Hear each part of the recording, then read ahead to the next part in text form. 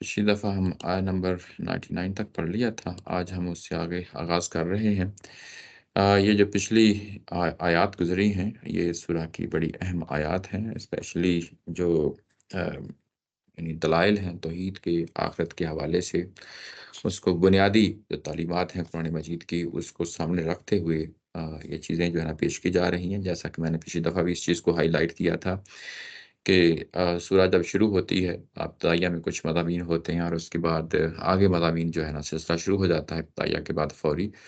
तो कुरान मजीद में हर सूरह के अंदर कहीं न कहीं जाके जो कोर मैसेज होता है उस सूरह का, वो बयान कर दिया जाता है।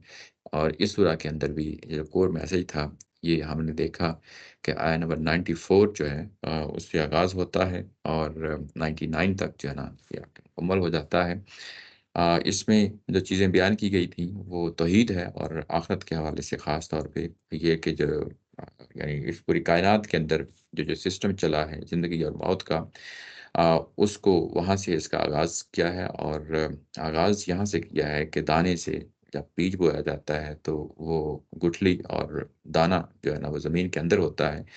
उसके बाद वो कैसे जो है ना ग्रो होता है उसकी पूरी तफ़सील यहाँ बयान हुई और उसके बाद यूँ ही ज़मीन की चीज़ें जो है ना बयान करने के बाद उसके बाद जो आफ़ाकी दलाइल हैं हमारी, यानी कि जो सुबह कैसी होती है, दिन कैसे निकलता है और उसके बाद दिन में क्या होता है, रात में क्या होता है और इसके पीछे जो सिस्टम है यानी सूरज और चाँद का, वो कैसे काम करते हैं, ये सारा अल्लाह ताला की ज़ात का ठहराया हुआ जो है ना वो यानी एक अंदाज़ा है जिस तक़दीरुल अज़ीज़ुल अलीम पढ़ा था हमने।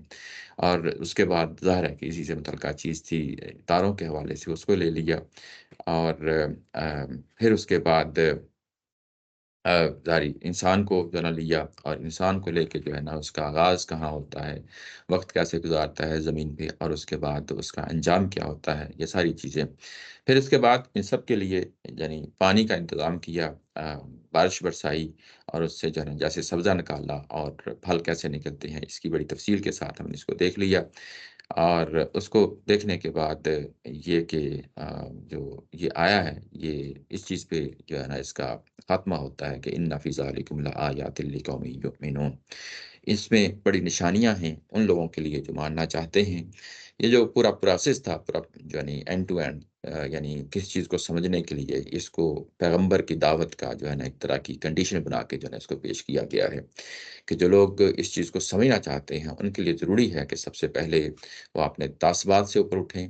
अपने ग्रोही तासबात भी हो सकते हैं, इल्मी तासबात भी हो सकते हैं और हर तरह की सोच और फ़िक्र भी हो सकती है, अपनी ख्वाहिशात भी हो सकते हैं, नफ़सानी ख्वाहिशात भी हो सकती हैं।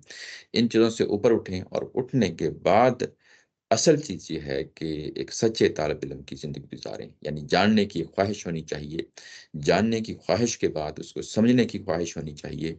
जानने का अमल, समझने का अमल और उसके बाद समझने के बाद कुछ नताइज हैं जो सामने आते हैं और जो नताइज आते हैं, उन पे अमल पैरा होना, उनको मान लेना, उनको कबूल कर लेना, ये एक पूरा सफ़र है, जो यहाँ पे बयान किया गया है। यानी जब हम दावत देते हैं इंसानों को कि आएँ, कुरान मजीद को समझने की कोशिश करते हैं और अल्लाह के पैगाम को समझने की कोशिश करते हैं, तो ये आप देखेंगे कि कुरान मजीद का जो उसलूब है, जो तरीका बयान किया गया है, जो यानी एक पूरा आपके सामने रख दिया गया है लाए अमल कि कैसे एक चीज़ को समझना है, उसके लिए ज़रूरी है कि आपका मुख़ातब इस मकाम पे खड़ा हो। यानी यानी आप दावत तो ज़रूर दें, लेकिन सबसे पहले ये चीज़ जो है ना नुमायाँ होनी चाहिए कि इस चीज़ को समझने के लिए ज़रूरी है कि पहले से मौजूद तासुबात, फ़िक्र, सोच उनसे आज़ाद होके यानी कुरान मजीद के पास आया जाएगा। ये ना सिर्फ़ जो है गैर मुस्लिमों के लिए जिनकी तरफ आप दावत देते हैं, बल्कि खुद अपने लिए भी बड़ा ज़रूरी है। अपने मुसलमानों के लिए भी बड़ा ज़रूरी है। बहुत दफ़ा ऐसा हुआ कि यानी अब ये एक बुनियादी कमज़ोरी है इंसान की कि वो अपने बुज़ुर्गों को बहुत मकाम और मर्तबा दे देता है। जिस कबीले से, जिन लोगों से उसका ताल्लुक होता है, उनको बड़ा मकाम और मर्तबा दे देता है। वो ये समझता है कि जिस यानी गिरोह से, जिस उम्मत से उसका ताल्लुक है, उसमें गलती के इम्कानात नहीं हैं। तो ये असल में मायार जो है, वो मायार कुरान है, ना कि जो है ना आपका एक गिरोह है, जो मायार बनता है। ना आपकी सोच और फ़िक्र जो आपने माशरे से ली है, वो मकाम यानी वो मायार बनता है। मायार असल में यही है कि इंसान انسان سچے طالب علم کی جگہ پہ کھڑا ہو، سمجھنے کے لیے تیار ہو، اور اس کے بعد سمجھنے کے بعد جو نتائج سامنے آتے ہیں اس کو قبول کرنے کے لیے تیار ہو۔ یہ کی میسج تھا جو کہ ہم نے پچھلے پورے پیراگراف کے اندر پڑھا، اور اس کی بنیاد پہ آگے جو ہے نا بات کو بڑھایا ہے۔ یعنی اگلا جو پیراگراف ہے وہ کوئی اس سے علیحدہ نہیں ہے، جدا نہیں ہے، بلکہ اسی سے، یعنی ابھی جو بات ہم نے پڑھی ہے اسی سے متعلقہ ہے، اور اسی چیز کو آگے بڑھاتے ہوئے کہا ہے کہ وَجَعَلُوا لِلَّهِ شُرَكَاءَ الْجِنَّ وَخَلَقَهُمْ، لیکن ان کی صفحت کا یہ عالم ہے کہ انہوں نے جنوں کو خدا کا شریک ٹھہرا لیا ہے۔ ان کی صفحت کا یہ عالم ہے۔ صفحت کا مطلب یہ کہ یعنی ایک طرف تو اللہ تعالیٰ کی ذات نے ان کے سامنے نشانیاں کھول کھول کر بیان کر دی ہیں اور واضح کر دیا ہے کہ اللہ کا کیا مقام ہے، توحید کا کیا مقام ہے، آخرت کا کیا مقام ہے، ان کے سامنے چیزیں واضح کر دی ہیں، اور ان کو یہ بھی بتا دیا ہے کہ یہ چیزیں اگر آپ نے سیکھنی ہیں، سمجھنی ہیں، تو یہ طریقہ جو ہے نا اس طریقے سے آپ عمل پیرا ہوں گے تو یہ سمجھیں گے۔ تو بجائے اس کے کہ یہ اس چیز کو دیکھتے پرکھتے اور سمجھنے کی کوشش کرتے، انہوں نے اس سے الٹا رویہ جو ہے نا اختیار کیا ہے۔ الٹا رویہ اختیار کیا ہے یعنی یہ کہ انہوں نے شرکا جو ہے نا وہ بنا لیے ہیں۔ جعلوا کا لفظ آیا ہے، اس کا مطلب اختیار کرنا ہوتا ہے، بنا لینا ہوتا ہے، ٹھہرا لینا ہوتا ہے۔ تو انہوں نے شرکا ٹھہرا لیے ہیں، اور ان شرکا میں سے جنوں کا خاص طور پہ جہاں پہ ذکر کیا ہے۔ یہ قرآن مجید کا اسلوب ہے کہ یعنی ایک جگہ پہ ایک بات کو جو ہے نا وہ اصولی طور پہ بیان کرتا ہے، اور اس سے متعلقہ کوئی آگے کوئی بات کرنی ہوتی ہے تو بعض اوقات اس کی مثال سامنے رکھ دیتا ہے۔ تو یہاں پہ مثال رکھتی ہے کہ دیکھیں ابھی جو کچھ بھی ابھی پیچھے ہم نے پڑھا ہے ظاہر ہے کہ توحید کے حوالے سے تھا، اور توحید کا اپوزٹ جو تصور ہے اور وہ شرک، اب اس کو ظاہر ہے کہ نمایاں کرنا تھا، اور اس میں شرکا سارے لے لیا، اور شرکا میں سے خاص طور پہ جو ہے نا جنوں کو لے لیا کہ انہوں نے جنوں کو خدا کا شریک ٹھہرا لیا ہے۔ جنوں کو خدا کا شریک ٹھہرا لیا ہے، اور اس کے بعد کہا کہ وَخَلَقَهُمْ، اور فوری طور پہ اس کو جو ہے نا بجائے اس کے کہ ابھی اس پہ مزید بات ہوتی، اور فوری روک کے جملہ معترضہ کے طور پہ بتایا کہ حالانکہ اللہ تعالیٰ کی ذات نے ان کو پیدا کیا ہے۔ یعنی یہ کہ جنوں کی جو بات ہے، یہ بات سمجھ لینی چاہیے کہ یہ اپنی حیثیت میں کچھ نہیں ہے سوائے مخلوق ہونے کے۔ اللہ تعالیٰ کی ذات ان کا خالق ہے اور یہ مخلوق ہیں۔ جب خالق اور مخلوق کا تعلق بن گیا تو وہ شرکا کیسے بن گئے؟ یعنی یہ چیز ہے جس کو یہاں پہ کی پوائنٹ جس کو ہائی لائٹ کیا جا رہا ہے۔ اور اس کے بعد کہا وَخَرَقُوا لَهُ بَنِينَ وَبَنَاتٍ بِغَيْرِ علم، اور اس کے بعد انہوں نے گڑھ لیا ہے بیٹوں کو اور بیٹیوں کو، یعنی بیٹوں کو اور بیٹیوں کو یعنی اللہ کے لیے، جس طرح پیچھے کہا نا للہ، اس طریقے سے یہاں پہ یہ کہ اللہ کے لیے انہوں نے بیٹیوں اور بیٹوں کو گھڑ لیا ہے بغیر علم، بغیر کسی علم کے۔ یہاں پہ خرقو کا لفظ آیا ہے، پیچھے جعلو کا لفظ آیا تھا، اور اس کا معنی جیسا کہ میں نے کہا تھا ٹھہرا لیا، اختیار کر لیا، بنا لیا، اور خرقو یہاں پہ یہ ہے کہ گھڑ لینا۔ گھڑ لینا یعنی کوئی چیز آپ نے فیبریکیٹ کی، کوئی انوینٹ کی، اور اس کے بعد اس کو یعنی اپنے طور پہ اس کو چلا دیا۔ تو یعنی یہاں پہ جھوٹ پہ مبنی جو ہے نا ایک بیانیہ ہے جس کو یہاں پہ انہوں نے گھڑ لیا ہے، اور گھڑنے کے بعد جو ہے نا اس کو اللہ پہ ٹھونس دیا ہے، اور یہ سمجھتے ہوئے کہ یہ جو ہے نا اللہ کے بیٹے بھی ہو سکتے ہیں اور اللہ کی بیٹیاں بھی ہو سکتی ہیں، اور یہ کام انہوں نے بغیر کسی علم کے کیا ہے۔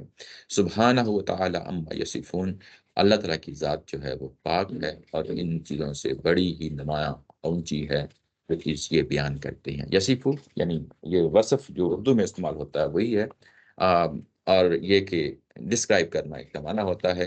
اللہ تعالیٰ کی ذات ان چیزوں سے بڑی نمایاں ہے، بالا تر ہے۔ تعالی کا مطلب بالا تر ہے، بڑی نمایاں ہے۔ سبحانہ ہو یعنی کہ اللہ تعالیٰ کی ذات پاک ہے۔ یہ ایک ترجمہ کر دیا، اس پوری کو جو ہے نا پھر سے دیکھ لیتے ہیں کہ کیا چیز ہے اس پوری آیا کے اندر بیان کی گئی ہے۔ اچھا، یہ کہ یعنی جنوں کو انہوں نے شریک ٹھہرا لیا ہے، اور اس کے بعد بیٹے اور بیٹیوں کو جو ہے نا انہوں نے اللہ تعالیٰ کی ذات کے لیے جھوٹ گڑا، اور جڑنے کے بعد اس کو اللہ تعالیٰ کی ذات پہ ٹھونس دیا ہے۔ اچھا، یہ بنات، یہ ان کا جو فرشتوں کا تصور ہے کہ فرشتے اللہ کی جو ہے نا بیٹیاں ہیں، بنین اس کو ایکسٹینڈ کر دیا ہے، یعنی یہ کہ وہ ان کا تصور نہیں تھا، لیکن اس چیز کو ایکسٹینڈ کر دیا ہے کہ ظاہر ہے کہ اس میں وائڈر پرسپیکٹو میں بات بتائی جا رہی ہے۔ اس میں یہ اہل کتاب میں سے یہود کا یعنی آپ کو معلوم ہے کہ سورہ کے اندر بھی ان کو ساتھ لے کے چلا جا رہا ہے. ان کے ہاں بھی ایک تصور پایا جاتا تھا حضرت یعنی عزیر علیہ السلام کے لیے. ایسے ہی عیسائیوں کے ہاں، یہ نصارہ کے ہاں ایک تصور پایا جاتا تھا کہ اللہ کا بیٹا ہے. یہ تصور جو ہے نا یہ کیسے قائم ہوتا ہے؟ یہ پچھلی دفعہ ہائی لائٹ کیا تھا کہ جو فلسفیانہ مذاہب ہیں ان کے ہاں یہ چیزیں عام پائی جاتی ہیں. مذاہب کو جب ہم دیکھتے ہیں اور خاص طور پہ وہ مذاہب جن کے ہاں شرک پایا جاتا ہے، اس کی دو نوعیتیں ہیں. ایک نوعیت یہ ہے کہ انسانوں نے کچھ چیزیں میل بیٹھ کے سوچیں اور اس کے بعد کچھ چیزیں گھڑ لیں.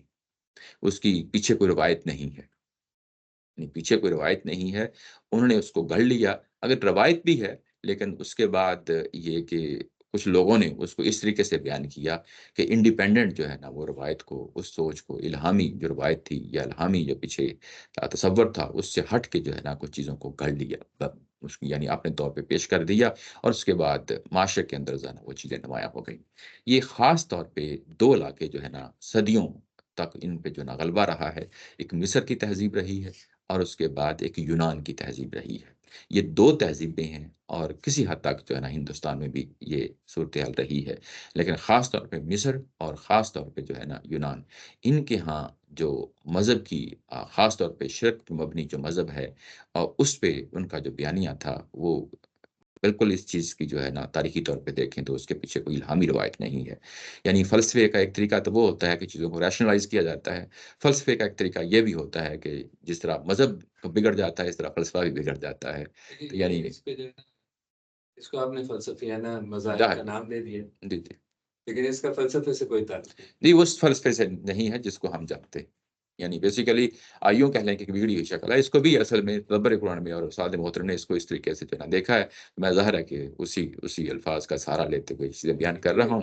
یعنی فلسفیانہ سے مراد ضروری نہیں ہے کہ جو فلسفہ ہم جانتے ہیں. یعنی مذہب کے لیے بھی جو ہے نا فلسفیانہ تعویلیں کی گئی ہیں کسی زمانے میں، تو اس میں یہ دو تہذیبیں بڑی نمایاں رہی ہیں. اور جب یہ ان کا واسطہ پڑا ہے، عیسائیوں کا واسطہ پڑا ہے اسی یونانی تہذیب کے ساتھ، تو یہ پرابلم یہ بن گیا ہے کہ اب انہوں نے اسی پیراڈائم کے اندر، اسی فریم ورک کے اندر اپنے نقطہ نظر کو پیش کرنا تھا تاکہ ان کے لیے ایکسیپٹیبل ہو جائے، یونانیوں کے لیے اس ایکسیپٹیبل کے ہو لیے جائے. جب ہم یہ لفظ استعمال کرتے ہیں، پھر ہم ایک ایسی چیز کا رد کر دیتے ہیں جو کہ بہت ایک اچھی چیز ہوتی ہے. کیا چیز؟ مطلب فلسفہ جو ہے، نہیں نہیں نہیں، دیکھیں اس لیے میں اس پہ تھوڑے اس پہ بات کرنا چاہ رہا ہوں، جی جی کیونکہ جب آپ اس کا رد کر دیتے ہیں تو آج ہم جو بھی اس وقت جو اچھی چیزیں دیکھ رہے ہیں وہ بھی فلسفے کے نتیجے میں ہی پیدا ہوئی ہیں، جو ہم اپنا معاشرہ میں سمجھتا ہوں لیکن دیکھیں خاص کنٹیکسٹ میں، ہاں خاص کنٹیکسٹ میں بات ہو رہی ہے. لیکن مذاہب جو ہے جی جی وہ کسی فلسفے کے نتیجے میں نہیں آتا. اگر فلسفے کے نتیجے میں آئے گا تو اس کے لاجیکل ریشنل ریزنس ہوں گے. اگر وہ ریزنس نہیں دے رہا اور ایسے ہی وہ کہہ رہا ہے کہ جی 5-6 خدا ہیں اور بس یہی ہے، تو وہ فلسفہ نہیں رہا. وہ اپنے تعریف میں جو فلسفے کا مطلب ہی ہے کہ آپ سوچ کے ریشنل طریقے سے آپ کسی چیز پہ پہنچے، وہاں پہ غلط بھی ہو سکتے ہیں. مذہب جو ہے جی میں جیسے اس سے اسلام کو استعمال کر کے، اگر ریلیجن کا ایک نتیجہ ہے اسلام کا، ایک کچھ لوگوں نے اس کے نتیجے میں غلط کام کرنا شروع کر دیا، کوئی قتل و غارت بھی کرنا شروع کر دی، تو ہم اس کا جو الزام ہے وہ دین کو تو نہیں دیں گے، جی ان لوگوں کے اپنے ایکشنز کو دیں گے. جی تو اس سے ایک جو منفی اثر پیدا ہو رہا ہے، میں اس پہ بات کر رہا ہوں کہ یہ میرا خیال ہے کہ یہ صحیح نہیں ہے. جی دیکھیں جب ہم مذہب کی بات کرتے ہیں نا تو مذہب کا کنٹینٹ ہمارے پاس موجود ہوتا ہے، سورس ہوتا ہے. باقی علوم جتنے بھی ہیں وہ پھر جو ہے نا ہم پرسنالٹیز کو جو ہے نا لے کے آتے ہیں کہ یہ فلسفے میں فلاں کا نقطہ نظر ہے، یہ فلسفے میں فلاں کا نقطہ نظر ہے. ٹھیک ہے نا؟ تو یہ شہزاد سلیم صاحب کا ایک آرٹیکل ہے، اگر میں کہوں گا تو آپ کو یعنی فارورڈ کر دوں گا، تصوف کی تاریخ کے حوالے سے ہے. اور اس میں بھی انہوں نے جو ہے نا مصر کی تہذیب اور یہ اس کی ہندوستان کی تاریخ میں سے مثالیں دی ہیں، اور جو مثالیں دی ہیں اس کے پیچھے پرسنالٹیز ہیں، اور وہ جو پرسنالٹیز ہیں وہ بھی اصل میں فلسفے ہی کی دنیا کی پرسنالٹیز ہیں. تو اصل میں یہ ساری چیزیں جو ہیں وہ جب ہم یہ کہتے ہیں کہ فلسفہ مذہبی یعنی فلسفیانہ مذاہب، تو ساتھ مذاہب کے ساتھ نتھی کر کے اس کو پیش کر رہے ہوتے ہیں، تو اس کا پھر ظاہر ہے کہ کنٹیکسٹ ڈیفرنٹ ہو جاتا ہے. اور اس کنٹیکسٹ میں جن میں جو ہے نا اس کو انہوں نے ریشنلائز کیا ہے، یعنی بت پرستی کو ریشنلائز کیا ہے. تو اس پہلو سے بات ہو رہی ہے، اس میں پوری چیز کی نگیشن نہیں ہوتی، کیونکہ پوری چیز کی. فلسفے میں کچھ لوگوں نے میں اس طرح کی بات کی بھی ہے، اس کی پھر رد بھی کی ہے دوسرے میں سمجھ رہا ہوں فلسفیوں نے. فلسفہ جو ہے نا اصل میں کوئی چیز بھی آپ کے ہاتھ میں نہیں رہنے دیتا. یعنی وہاں پہ میں نے پڑھا بھی ہے، اس کو میں یہ نہیں کہتا کہ میں بہت زیادہ پڑھا ہے اور میں نے سنا بھی ہے، یعنی مختلف لیکچرز جو ہے نا اس پہ کسی زمانے میں جو ہے نا سنے تھے، پڑھا بھی ہے اس کو۔ یہ آپ کے ہاتھ میں کوئی گرفت میں کوئی چیز رہنے نہیں دیتا، ہر چیز کو جو ہے نا اگر ایک جگہ آپ کا مائنڈ ٹھکتا بھی ہے نا فلسفے کے اندر، تو پھر آپ اس کی ریجیکشن میں جو چیزیں آ رہی ہوتی ہیں اس کو بھی پڑھنا پڑتا ہے۔ جب آپ اس کو پڑھتے ہیں تو اس کے بعد تیسرا ایک اور اینگل سامنے آ تو جاتا ہے، اس سے تو علم تو وہ ترقی کرتا ہے، میں سمجھتا ہوں یہ اس سب میں کچھ کوئی ہوتا وہ نہیں ہے، ہے۔ کیونکہ الہامی کتاب جیسے اب ہمارے پاس قرآن ہے، اس پہ جی تو ہم پورا ایمان رکھ کے اگر ہمیں جو ہے نا ہم وہ لے آتے ہیں اور اس کو فالو کرتے ہیں، کیونکہ ہمیں پتہ ہے کہ یہ تو سچ بیان کر رہا ہے ایک چیز، مطلب جب ہم اس جگہ تک پہنچ جاتے ہیں پھر ہم اس کی سچائی پہ کو مان جاتے ہیں۔ فلسفے میں تو یہ ہے کہ کوئی پیچھے سورس نہیں کھڑی، تو آپ صرف دماغ ہی یوز کر رہے ہیں، جی، اس میں ابھی کوئی ویسے میں نے علم ایک اور ترقی نہیں ایگزامپل بھی پہنچے۔ یہ اسی سے متعلق جو ہے نا ایک ایگزامپل جو ہے نا آگے ڈسکس کرنی ہے، تو آگے بڑھتے ہیں چیزیں کچھ ہے۔ اچھا اس میں یہ کہ جب ان کا انٹریکشن ہوا، یعنی جس طرح عیسائیت ہے، عیسائیت کا یونانی تہذیب کے ساتھ جب انٹریکشن ہوتا ہے، تو اس انٹریکشن میں ظاہر ہے کہ اس فریم ورک میں کام بات کرنا تھا، تو اس فریم ورک میں یہ آلریڈی ایک مانی تانی ہوئی چیز تھی کہ کچھ جو ہستیاں ہیں، انسانی ہستیاں، اس میں ایک خاص روپ دے دیا جاتا ہے، یعنی ان کو کوئی الہامی جو ہے روپ دے دیا جاتا ہے، جیسے بیٹیوں اور بیٹوں کا تصور ہے۔ تو یہ بیسیکلی پیچ اپ کرنے کے لیے یہ تصور جو ہے نا، یعنی ہسٹوریکلی اگر دیکھیں کہ انہوں نے عیسیٰ علیہ السلام کو کیوں بیٹا بنایا، حالانکہ انجیل کے اندر یہ چیز موجود نہیں تھی، تو وہ تصور جو ہے نا وہاں سے انہوں نے لیا۔ ایسے ہی جب عربوں کا یہ معاملہ ہوا، تو یہ ان کا انٹریکشن ہوا، مصر کے ساتھ ہوا اور یونانی تہذیب کے ساتھ ہوا، تو یہ چیزیں وہاں سے لے کے آئی۔ تاریخی طور پہ یہ چیزیں بھی ظاہر ہے ثابت نہیں، یعنی تاریخی لحاظ سے ثابت ہیں، وہ کوئی اسٹیبلش نہیں ہو جاتی، یعنی تاریخی لحاظ سے جو چیزیں ہمارے سامنے آتی ہیں وہی اسی کے مواد پہ بات ہوتے ہیں۔ جب یہ لوگ وہاں گئے، ان کے ساتھ اس کا انٹریکشن ہوا، تو وہاں پہ انہوں نے یعنی یہ چیزیں سنی، تو جب اپنے تصورات میں ان کو دیکھا، یعنی اپنے تصورات میں لا کے ان کو جو ہے نا پیش کیا، تو ان کے ہاں یہ تصور آیا کہ اچھا ہمارے ہاں جو ہے نا ظاہر ہے کہ فرشتوں کو بڑا اہم مقام دیا جاتا ہے۔ جب دیا جاتا ہے تو اس سے انہوں نے یہ تصور نکالا کہ جو ہے نا ہم اس کو اب اس طریقے سے پیش کر سکتے ہیں، یعنی اس کو بیٹیوں کے تصور میں پیش کر سکتے ہیں۔ جنات کا تصور ان کے ہاں موجود تھا۔ یہ جنات اور جو فرشتے ہیں، اس کے بارے میں ایک اور پہلو ہے، وہ بھی سامنے رہنا چاہیے، یہ بھی استاد محترم نے ظاہر ہے کہ اس کو بیان کیا، تو میں بھی آپ کو سمرائز کر کے اس طریقے سے اس کو بیان کر دیتا ہوں۔ یہ کہ یہ جو پھر الہامی روایت ہوتی ہے اور اس میں جب بگاڑ آتا ہے اور جب اس میں شرک آ جاتا ہے، جس طرح مشرقین مکہ ہے، یہ الہامی روایت میں کھڑے لوگ ہیں، عیسائی لوگ جو ہیں الہامی روایت میں کھڑے ہیں، تو جب ان میں بگاڑ آتا ہے تو چیزیں جو ہے نا اختیار کر لیتے ہیں۔ کیوں اختیار کر لیتے ہیں؟ اصل میں ہوتا یہ ہے کہ جو انہوں نے ان کے پیغمبروں نے چیزیں چھوڑی ہوئی ہوتی ہیں، یا ان کی کتابوں میں وہ چیزیں موجود ہوتی ہیں، یا ان کی روایت میں وہ چیزیں موجود ہوتی ہیں، تو وہ ان چیزوں کو بڑا نمایاں کر کے پیش کیا جاتا ہے۔ یعنی جس طرح قرآن مجید میں بھی ہم دیکھتے ہیں کہ جنات کا جو ہے نا مختلف پہلوؤں سے ذکر آتا ہے، سورہ جو ہے نا جن بھی آگے آئے گی، اور کس طریقے سے نبی محترم صلی اللہ علیہ وسلم کے ساتھ انٹریکشن ہوتا ہے، انہوں نے قرآن سنا ہے، یعنی اور اس کے بعد ہمیں یہ بھی معلوم ہے کہ وہ ملائے اعلیٰ تک جو ہے نا ان کی رسائی ہے، یعنی وہ جا سکتے ہیں ملائے اعلیٰ، یعنی یہاں سے جو ہے نا معاملات کو، یعنی پوری کائنات کو جو ہے نا اللہ تعالیٰ کی ذات اور اس کے فرشتے جو ہے نا انتظام کر رہے ہوتے ہیں، وہ کچھ چیزوں کو اچکنے کی کوشش بھی کرتے ہیں۔ یہ قرآن مجید میں ظاہر ہے کہ یہ چیزیں بیان ہوئی ہیں، تو یہ ان کا ایک خاص جو ہے نا ظاہر ہے کہ پہلو ہے جس کو نمایاں کیا جاتا ہے۔ انسان جو ہے نا بعض اوقات اپنے توہمات کی شکار ہو کے سمجھ لیتا ہے کہ اچھا یہ شاید کوئی بہت بڑا مقام ہے، شاید ان کا ہمارے ساتھ ہی کوئی معاملہ ہے۔ تو جب یہاں سے بگاڑ پیدا ہوتا ہے کہ اصل چیز کچھ اور ہوتی ہے اور اس کی بنیاد پہ چیزوں کو پھر کچھ اور رنگ دے دیا جاتا ہے۔ جیسے ہمارے ہاں بھی جو ہے نا بزرگوں کو بعض اوقات ہمارے ہاں ایک روایت چلی، اس میں علماء کو، بزرگوں کو ایک بڑا نمایاں مقام دے دیا گیا ہماری روایت کے اندر، اور وہ ایک بگاڑ آیا آگے چل کے۔ وہ بگاڑ جو ہے نا ان کی جب وہ فوت ہوتے ہیں، ان کی قبروں پہ جو ہے نا وہ سجدے کیے جاتے ہیں، چڑھاوے چڑھائے جاتے ہیں، تو عام آدمی جو توہمات کا شکار ہوتا ہے وہ اس جہالت کا شکار ہو جاتا ہے۔ یہ ایک عام سی چیز ہے۔ اچھا اس کو ایک اور پہلو سے بھی یعنی نمایاں کیا ہے، بڑی دلچسپ بات ہے وہ بھی، یہ دیکھیں کہ انسان کے پاس بھی بڑی اچھی صلاحیتیں ہیں، یعنی اگر ہم فرشتوں کے مقابلے میں دیکھیں، جنات کے مقابلے میں دیکھیں، فرشتوں کے بارے میں بھی ہم جانتے ہیں کہ قضاء اور قدر کے بہت سارے معاملات ان کے حوالے کیے جاتے ہیں، فرشتوں کے حوالے کیے جاتے ہیں، یہ چیزیں ظاہر قرآن مجید سے ہمیں معلوم ہوتی ہیں، اور یہاں سے پھر جو ہے نا کسی انسان کے ذہن میں آتا ہے کہ اچھا یہ تو بہت بلند ہستیاں ہیں، بڑے جو ہے نا ان کے پاس اختیارات ہیں، اور یہاں سے جو چیزیں جو ہے نا بگڑنی شروع ہو جاتی ہیں۔ انسانوں کے ساتھ بھی اگر آپ دیکھیں تو انسانوں کے پاس بھی جو ہے نا ایک ایسا پہلو ہے، یعنی عقل کا ایک ایسا پہلو ہے کہ اس کے جو ہے نا ہمارے سامنے سامنے جو کچھ آج تک پیش ہوا ہے، جو کچھ انسانوں کی جو ہے نا سوچ اور فکر نے کیا ہے، جیسے سب سے بڑی ترقی جو ہے نا یہ کہہ سکتے ہیں انسان نے جو ہے نا کمپیوٹرز جو ہے نا ایجاد کر لیا، انسان نے جو ہے نا فضا میں جو ہے نا تیرنا شروع کر دیا، جہاز بنا لیے، انسان نے جو ہے نا مریخ اور چاند کا جو ہے نا سفر کر لیا۔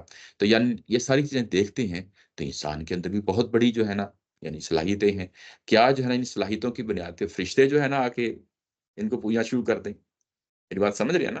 کیا جو ہے نا وہ جنات آ کے ان کو پوجنا شروع کر دیں؟ اگر وہ بھی ایسا کرتے ہیں تو وہ بھی غلط کریں گے۔ میں ویسے ہی بات کر رہا ہوں، آپ یعنی فرضیہ بات کر رہا ہوں کہ اگر وہ ایسا کرتے ہیں تو وہ انتہائی غلط کام کرتے ہیں۔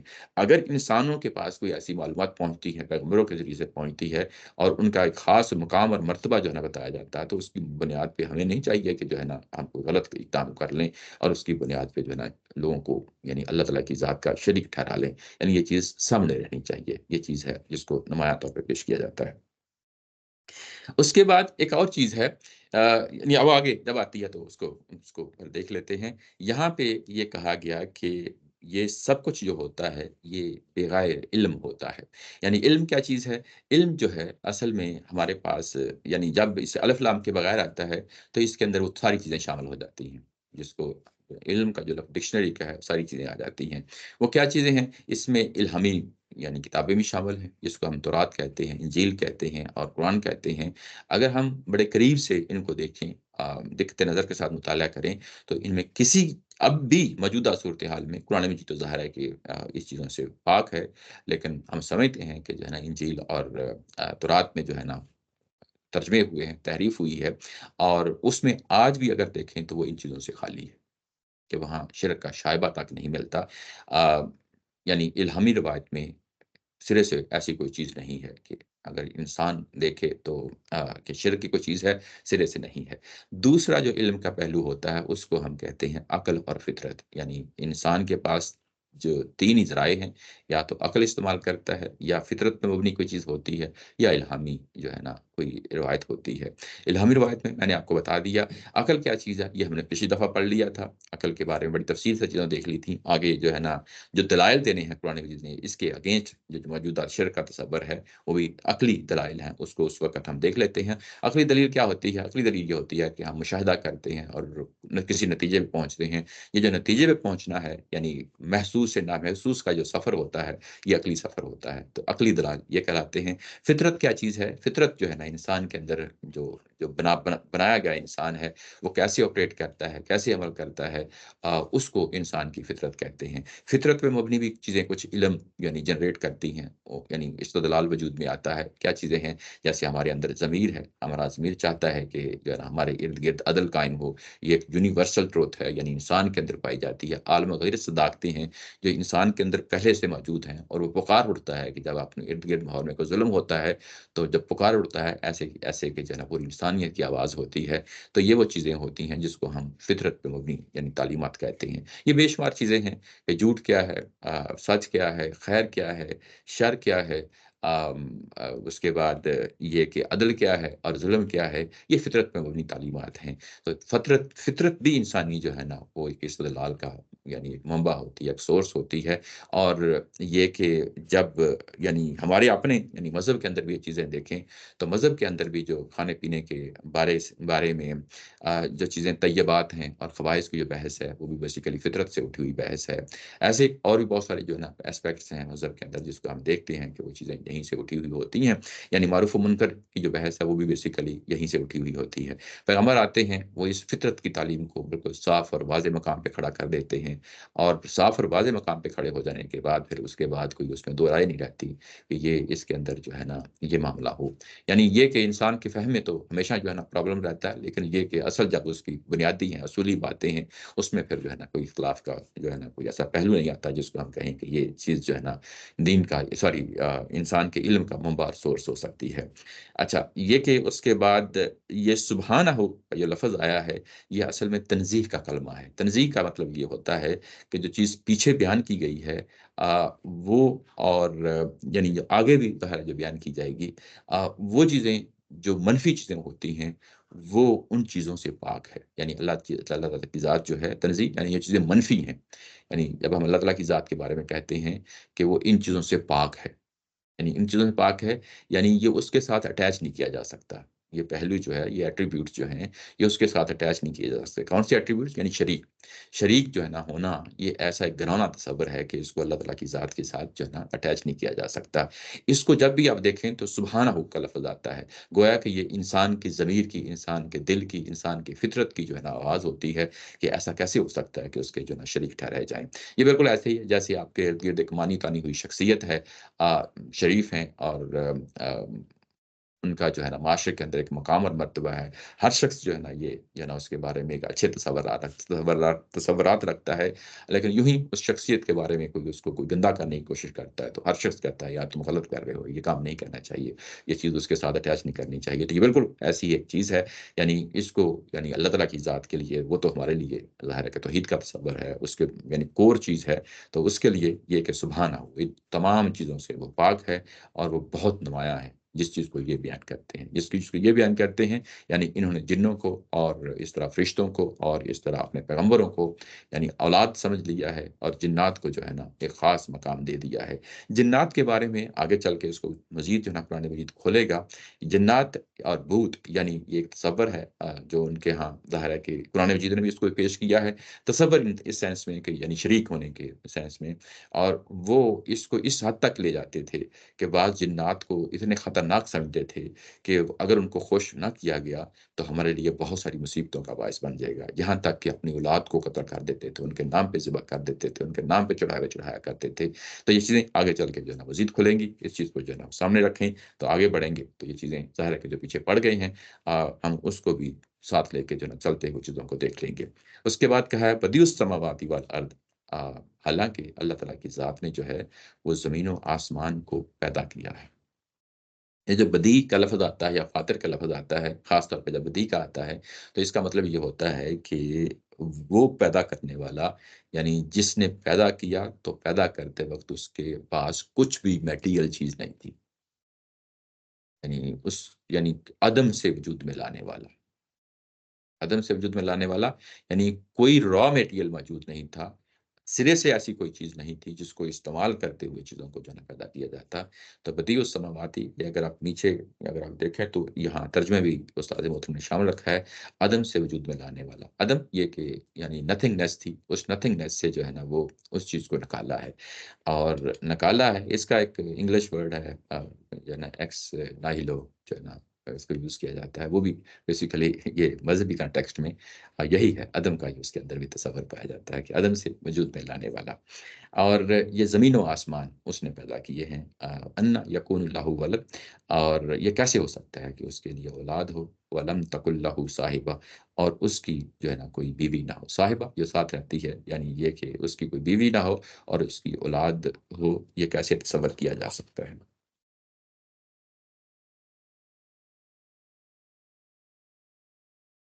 یہ کیسے تصور کیا جا سکتا ہے کہ ایک شخص جس کی یعنی بیوی نہ ہو اور اس کے ساتھ جو ہے نا اس کی اولاد ہو، اور کہا جائے کہ جو ہے نا اللہ تعالیٰ کی ذات میں جو ہے نا اس کی اولاد ہے، بیٹے ہیں، بیٹیاں ہیں، اور جبکہ اس کی توبہ نعوذ باللہ یعنی یہ کہ بیوی نہ ہو۔ یہ جو صاحبہ کا لفظ یہاں پہ آ گیا ہے، یہ بیوی نہ ہو، یہ اصل میں اگر آپ دیکھیں قرآن مجید میں اس کو کسی اور جگہ جو ہے نا جب آئے گا تو اس کو دیکھ لیں گے، یہ کہ ان کے ہاں یعنی مشرکین مکہ کے ہاں اس چیز کو مانتے تھے کہ اس کی بیوی نہیں ہے، بیوی نہیں ہے، تو جب بیوی نہیں ہے تو اس کے بعد اولاد کیسے ہوگی؟ یعنی بیوی نہیں ہے تو اولاد کیسے ہو گئی؟ یعنی اس چیز تصور کو انہوں نے کیسے مان لیا؟ اس میں ایک بڑی بات یہ ہے کہ جب ہم فلسفہ پڑھتے ہیں تو فلسفہ پڑھتے ہوئے چیزوں کو سادہ نہیں رہنے دیتا۔ فلسفہ اس کی بیسک جو ہے کمزوری یہ ہے کہ وہ چیزوں کو اس طریقے سے پیش کرتا ہے کہ وہ پھر جو فلسفہ پڑھنے والا ہے وہی اس کو سمجھ سکتا ہے، عام آدمی سے ریلیٹ نہیں رہتا۔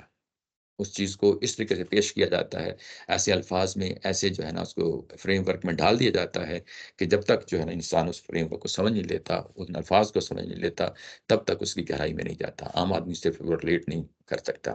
قرآن مجید کرتا کیا ہے کہ وہ چیزوں کو سمپلیفائی کر کے آپ کے سامنے رکھ دیتا ہے، یہ وہ چیز ہوتی ہے جس میں گہری بصیرت والا شخص بھی اس سے جو ہے نا بہت کچھ سیکھ لیتا ہے، اور عام آدمی بھی، سادہ سوچ اور فکر رکھنے والا آدمی بھی اس سے بہت کچھ سیکھ لیتا ہے۔ اب آپ اس فلسفے کو جون سا بھی جو ہے نا رنگ دے لیں، یہ کہ اللہ کی اولاد ہے، اس کی بیٹے اور بیٹیاں ہیں، آپ اس چیز نقطہ نظر کو کوئی بھی رنگ دے لیں، لیکن اس کو بڑے سمپل الفاظ میں، سادہ الفاظ میں، جو نظریہ اور جو فکر جو ہے سادہ الفاظ میں عام آدمی کے لیے بیان نہیں کی جا سکتی، اس کو کیسے قبول کیا جا سکتا ہے؟ یعنی یہ ایک چیز جو ہے نا سامنے رہنی چاہیے عام آدمی کے لیے، یہ کہ جس کو تم نہیں مانتے کہ اس کی بیوی ہے، تو یہ کیسے ہو سکتا ہے کہ اس کی اولاد ہو؟ یہ یعنی اس چیز کو یعنی جی جی نے اس کو فلسفہ ہی کہہ دیا ہے، جی لیکن میرا خیال ہے کہ اللہ تعالیٰ نہیں نے نہیں یہاں پر اللہ میں تعالیٰ نے یہاں پر کہہ دیا ہے کہ بغیر علم کے تم لوگ کی بات کریں۔ جی جی تو جو فلسفہ ہے وہ کسی علم کے نتیجے میں آتا ہے، تو یہ تو اللہ تعالیٰ تو فلسفے کا رد نہیں کر رہے، تو ہم اس کو فلسفے کا نام دے رہے ضروری نہیں کہ فلسفہ جو ہے نا کسی علم کی بنیاد پہ آتا ہے، فلسفہ ہیں۔ بنیادی طور پہ ریشنلائزیشن ہوتی ہے، ہاں، اور ضروری نہیں ریشنلائزیشن ہوتی ہے تو وہ اس کے پیچھے، اس کے ضروری نہیں کہ اس کے پیچھے جو ہے نا وہ ہو سکتا ہے وہ مکڑی کا جالا، ایسا نہیں ایسے ہے۔ ایسے کئی مقامات ہوتے ہیں۔ جو فلسفہ ہے اس میں وہ یہی کہتے ہیں کہ جسٹیفائڈ ٹرو بلیف ہونا چاہیے اس کے پیچھے، میں سمجھ رہا ہوں اور وہ لیکن کیسے آتا ہے اس کو پھر وہ بتاتے ہیں کہ وہ بلیف کیسے آئے گا۔ جی جی آپ کس چیز کو بلیو کہیں گے، کس کو جسٹیفائڈ کہیں گے، یہ کیسے چیزیں ہوتی ہیں، وہ یہ بتاتے ہیں، لیکن ہم نے اصل میں وہ اللہ تعالیٰ اس چیز کا رد کر نہیں رہے جس کو ہم نے یہ کہہ دیا کہ وہ اس چیز کا رد ہو رہا ہے۔ مثال دی ہے، مثال دی ہے، نہیں، مثال اس سے کو جو ہے نا، نام دے دیا نا آپ نے، وہ نہیں ایک میں کہہ ٹرم رہا ہوں کہ یوز کر دی ہے۔ فلسفہ کے اندر چیزیں جو ہے نا، آ، یہ حضرت عیسیٰ علیہ السلام کا بیٹا ہونا، اس کو جو ہے نا جو مذہب کی زبان میں فلسفہ بولا جاتا ہے، اس کو اس علم کلام کہا جاتا ہے۔ ان کی علم کلام کی ہسٹری دیکھیں تو انہوں نے فلسفائز کیا ہے اس چیز کو، یعنی فلسفے کی زبان میں بیان کیا ہے ان کا بیٹا ہونا۔ تو یہ جب آپ فلسفے کی زبان میں اس کو بیان کریں گے تو وہ، اب آپ کیا سمجھتے ہیں کہ قرآن مجید میں جو چیز بیان ہو گئی ہے اب ہمارے لیے وہ حقیقت ہے، اب ان کا جو سارا جو ہسٹری کا فلسفہ بیان کیا ہوا ہے مذہبی زبان کے اندر، وہ رد ہو جاتا ہے، رد ہو جاتا ہے۔ یعنی میں اس کنٹیکس کو بھی سامنے رکھیں تو یہ بات یہ ہے کہ جس طریقے سے وہ پیش کرتے ہیں عیسائی حضرت عیسیٰ علیہ السلام کا مقام اور مرتبہ بیٹے کے رنگ دیتے ہیں، اس کے پیچھے پورا کا پورا جو ہے نا مذہبی مقدمے کے ساتھ ساتھ انہوں نے ایک فلسفیانہ رنگ بھی دیا ہے، علم کلام کی صورت میں اس کو پیش کیا ہے۔ جب علم کلام کی صورت میں پیش کیا ہے تو آپ کسی بھی عیسائی سے آج بھی جا کے پوچھ لیں کہ جب تم اس کو بیٹا کہتے ہو تو اس کا کیا مطلب ہے، تو وہ اس کو سادہ نہیں رہنے دیتے، اپنے دلائل میں سادہ نہیں رہنے دیتے ہیں۔ وہ بات یہ تھی جس کو میں جو ہے نا ہائی لائٹ کرنا چاہتا تھا کہ اس کو سادہ نہیں رہنے دیتے۔ عام آدمی کی زبان یہ ہے کہ وہ یہ کہے گا کہ اچھا والدین نہیں ہے تو بیٹا کیسے ہو گیا، یہ بات سمجھ رہے ہیں، لیکن اس کو وہ سادہ نہیں رہنے دیتے، جو جب اس کو اپنے ماڈل میں پیش کرتے ہیں، اپنے فریم ورک میں پیش کرتے ہیں، تو انسان کا جو ہے دماغ گھوم جاتا ہے۔ بات سمجھے نا، بات یہ ہے جس کو یہاں پہ دونوں کو میں کمپیریزن کر کے پیش کر رہا تھا آگے، یعنی اس چیز کو دیتے ہیں اس کو بھی ملا کے پھر جو ہے نا وہ چیزیں وہ چلتے ڈسکشن تو چلتی رہتی اس کا ہے۔ وہ سمجھ نہیں آ رہا کہ اچھا اس کے ساتھ آپ کیسے ریلیٹ جی، کر رہے ہیں، وہ خلا کا کیونکہ وہ فلسفہ ہے نہیں، جو یہ جو یعنی چیزیں علم کلام کیا چیز ہے؟ علم کلام کا بھی فلسفے سے جی تعلق وہ نہیں ہے۔ دیکھیں، علم کلام عیسائیت کا ہو یا مسلمانوں کا ہو، اصل میں اگر آپ دیکھیں تو یہ فلسفے ہی کی ایک برانچ ہے، اور اس کو مذہبی ڈومین میں پھر دیکھا جاتا ہے کہ مذہبی ڈومین میں انہوں نے کیسے اور ریشنلائز کیا کسی بھی علم کا جو ہے۔ جی نتیجہ ہے جی وہ ایک وقت میں خراب نکل سکتا ہے جی اور جی ایک وقت میں پھر صحیح بھی نکل سکتا ہے، اس کی رد بھی آ جاتی ہے بعد میں، وہ ہوتا رہتا ہے، یہ ہر علم کے ساتھ ہوتا ہے، مطلب سائنس کے ساتھ یہ نہیں ہوتا کہ وہ خود ایگزیکٹلی اپنے آپ کو کریکٹ کرنے پہ بھائی لگ جاتی ہے، تو بات وہ آپ اس علم کا رد نہیں کرنے لگ سکتے۔ میں اور جو اس میں کو نے گاندھی صاحب کی بھی سنا ہے وہ بھی فلسفے کو رد کرتے ہیں کہ اب فلسفے کی ضرورت نہیں رہی، اب فلسفے کو، لیکن یہ چیز مجھے سمجھ نہیں آئی کہ اگر فلسفے کو چھوڑ دیں ہم تو بس پھر ترقی ختم ہو جائے گی۔ یہ پچھلے 300 400 سال میں جو ہم ترقی دیکھ رہے ہیں اور جس کے اس کو سماج ہم دیکھ رہے ہیں، سائنس میں کنورٹ ہوا ہے وہ، نہیں وہ سائنس اس کے نتیجے میں پیدا جی ہوگی، نتیجے میں پیدا ہو گئی، اب سائنس میں جو ہے نا وہ کنورٹ ہو گیا ہے۔ لیکن پورے طریقے سے نہیں کنورٹ ہوگا جی ابھی وہ بھی۔ ہمیشہ ہمیشہ ہمیشہ دیکھو، وہ چیزیں وہ سائنس بن جاتی ہیں، نئی چیزیں فلسفے سے دیکھو وجود میں کسی آتی بھی ہیں۔ چیز کو جب یہ بات کہی جاتی ہے تو اس کا مقدمے کا ہرگز یہ مطلب نہیں ہوتا کہ وہ ہر پہلو سے، ایکسیپشنز تو ہر جگہ ہی ہوتی ہیں، نہیں وہ ایکسیپشنز۔ سائنس جیسے بہت ساری چیزیں نیورولوجی میں کنورٹ ہو گئی ہیں، لیکن بہت سارا فلسفہ پھر دوسرا وجود میں آ جاتا ہے، وہ پھر سائنس بننے میں ٹائم لگتا ہے، یہ اپنی یہ ہو رہا ہے، لیکن ہم ایک کچھ آیات سے اٹھا کے کسی پوری علم اور کا رد بھائی کر رہے ہیں، خاص یہ مجھے کنٹیکسٹ میں سمجھ آ رہا ہے کہ خاص ہم کیسے کنٹیکسٹ میں کر بات کر رہے ہیں، ہم اس کو اٹھا کے ہر جگہ اپلائی نہیں کر رہے، اس کنٹیکسٹ کو آپ جو ہے نا سامنے رکھیں، بات اتنی ہے، اس خاص کنٹیکسٹ میں بات کر رہے ہیں، اس سے زیادہ بات نہیں ہو رہی۔ اس کے بعد ہے وَخَلَقَ كُلَّ شَيْءٍ، اور حالانکہ اللہ تعالیٰ کی ذات نے ہر چیز کو پیدا کیا ہے، اللہ تعالیٰ کی ذات نے ہر چیز کو پیدا کیا ہے، وَهُوَ بِكُلِّ شَيْءٍ عَلِيمٌ، اور وہ ہر چیز پہ جو ہے نا وہ علم رکھتا ہے۔ یعنی جب اللہ تعالیٰ کی ذات نے ہر چیز کو پیدا کیا ہے تو اس کا یہ ایٹریبیوٹ لازمی ہوگا کہ وہ پھر چیزوں کا علم بھی رکھتا ہو۔ جب وہ چیزوں کا علم رکھتا ہے تو پھر اس کے بعد یہ بیٹے اور بیٹیوں کا تصور اور اس کے بعد بیوی کا تصور یہ کہاں سے آ گیا؟ یعنی اب اس کنٹیکسٹ میں یہ چیزیں کیسے جو ہے نا آگے بڑھ رہی ہیں کہ جب وہ ہر چیز کا علم رکھتا ہے تو وہ بیٹے اور بیٹیوں کا جو ہے نا تصور وہ کیسے آ گیا؟ یہاں پہ یہ جو بات کہی جا رہی ہے اس میں ایک اور پہلو ہے، وہ بھی آپ کے سامنے میں رکھنا چاہتا ہوں۔ آ، بنانے والا کون ہے؟ اللہ تعالیٰ کی ذات ہے، اور بیٹے بیٹیاں اور جنات کون ہیں؟ مخلوق ہے۔ اس کو اگر آپ پورے پروسیس کو دیکھیں کہ بنانے والا اور بڑھنے والی چیز مخلوق ہو گئی، بنانے والا جس میں ظاہر ہے خالق ہے، اللہ تعالیٰ کی ذات ہے، وہ ایک علیحدہ انڈیپینڈنٹ چیز ہے، اور جو مخلوق بنی ہے وہ بالکل ایک علیحدہ انڈیپینڈنٹ اپنا ایک وجود رکھتی ہے۔ یہ بالکل ایسے ہی ہے جیسے جو ہے نا میں کہوں کہ کار وجود میں آئی، جہاز وجود میں آیا، اور بلب وجود میں آیا، ٹائر وجود میں آیا، یہ ساری چیزیں جو ہے نا انوینشنز ہیں، ایسے ہی ہے نا؟ بنانے والا کوئی ہے، انوینٹر ہے پیچھے۔ اب ہم انوینٹر کو کیا کہیں گے؟ خالق ہی کہیں گے نا، سادہ لفظوں میں خالق ہی کہیں گے۔ جب وہ بناتا ہے، فرض کیا اس نے ٹائر بنایا ہے، تو بنانے والا کیا ٹائر کا حصہ بن گیا ہے؟ بنانے والے کی تو اپنی ایک شخصیت ہے، اور ٹائر کی ایک جو ہے نا اپنی شخصیت ہے، گاڑی کی اپنی شخصیت ہے، بلب کی اپنی شخصیت ہے، جہاز کی جو ہے نا اپنی شخصیت ہے۔ بنانے والا اس پروسیس کے اندر جو ہے نا کوئی بلٹ ان پارٹ نہیں بن گیا، یعنی یہ بات سمجھ رہے ہیں نا، اس کا بلٹ ان پارٹ نہیں بن گیا۔ ایسے ہی جب جو ہے نا اللہ نے کوئی چیز بنائی تو وہ کوئی اس کی ایکسٹینشن، ذات کی ایکسٹینشن نہیں ہو گئی۔ بڑی سادہ سی چیز ہے نا، یعنی یہ چیز ہے جو یہاں پہ یہ سمجھائی جا رہی ہے۔ جب ہم یہ کہتے ہیں نا کہ اللہ نے یعنی پیدا کیا، انسانوں کو پیدا کیا، جنات کو پیدا کیا، اور فرشتوں کو پیدا کیا، بے شمار چیزوں کے نام گنوا دیتے ہیں پیدا کیا، تو آگے سے بعض کا جواب سوال آتا ہے کہ پھر اللہ کو کس نے پیدا کیا؟ یعنی یہ بیسیکلی اس چیز کو ایڈریس کیا جا رہا ہے، یعنی اس چیز کو ایڈریس کیا جا رہا ہے کہ دیکھیں یہ تمہارے عمومی حالات میں بھی اب ہم دیکھتے ہیں کہ کوئی چیز بنانے والا ہے، وہ بنانے والے کی ذات کی ایکسٹینشن نہیں ہوتی، ایسے ہی ہے نا، وہ ایک انڈیپینڈنٹ چیز ہوتی ہے۔ اور جب ہمیں یہ معلوم ہو جاتا ہے کہ یہ چیز اس نے بنائی، جہاز اس نے بنایا، گاڑی اس نے بنائی، آم، بلب اس نے بنایا، کسی شخص نے بنایا، تو اس کے بعد ہم یہ نہیں پھر دیکھتے کہ اس کو کس نے بنایا۔ اگر یہ سوال کوئی اٹھا دیتا ہے تو پھر یہ سوال کیا ہوا؟ بڑا ہی لاجیکل سوال ہوا نا۔ تو ایسے ہی جب جو ہے نا اللہ تعالیٰ کی ذات نے انسانوں کو بنایا، فرشتوں کو بنایا، وہ بالکل ہی ایک مختلف چیز ہے، اور بنانے والے کا مقام اور مرتبہ بالکل مختلف چیز ہے۔ تو جب ہم یہ کہتے ہیں کہ بیکورڈ جاتے ہیں تو اس کو کس نے بنایا، تو عام حالات میں تو باقی چیزوں کے بارے میں تو نہیں پوچھتے۔ اگر کوئی پوچھے گا کہے گا یار کیا یہ جس نے احمقانہ سوال کر دی ہے، تو یہ بالکل وہی صورتحال ہے یہاں پہ بھی، کہ اگر اس نے انسانوں کو پیدا کیا ہے وہ خالق ہے، اگر اس نے جنات کو پیدا کیا ہے تو وہ خالق ہے، اگر اس نے جنات فرشتوں کو پیدا کیا ہے تو وہ خالق ہے۔ بات سمجھ رہے ہیں نا؟ اب کوئی الٹا اس کا کہہ دے کہ پھر اس کو کس نے بنایا، تو یہ irrelevant جو ہے نا، اس سے کوئی چیز ریلیٹ نہیں کرتی، غیر متعلقہ چیز ہے۔ وہ اس چیز سے آزاد ہے کہ وہ اپنی ذات کا حصہ جو ہے نا آگے کسی کو جو ہے نا اپنی اولاد بنا دے، بیٹا بنا دے۔ بیسیکلی جب بیٹا آ جائے گا، بیٹی آ جائے گی، تو وہ اس ذات کی ایکسٹینشن ہو جائے گی۔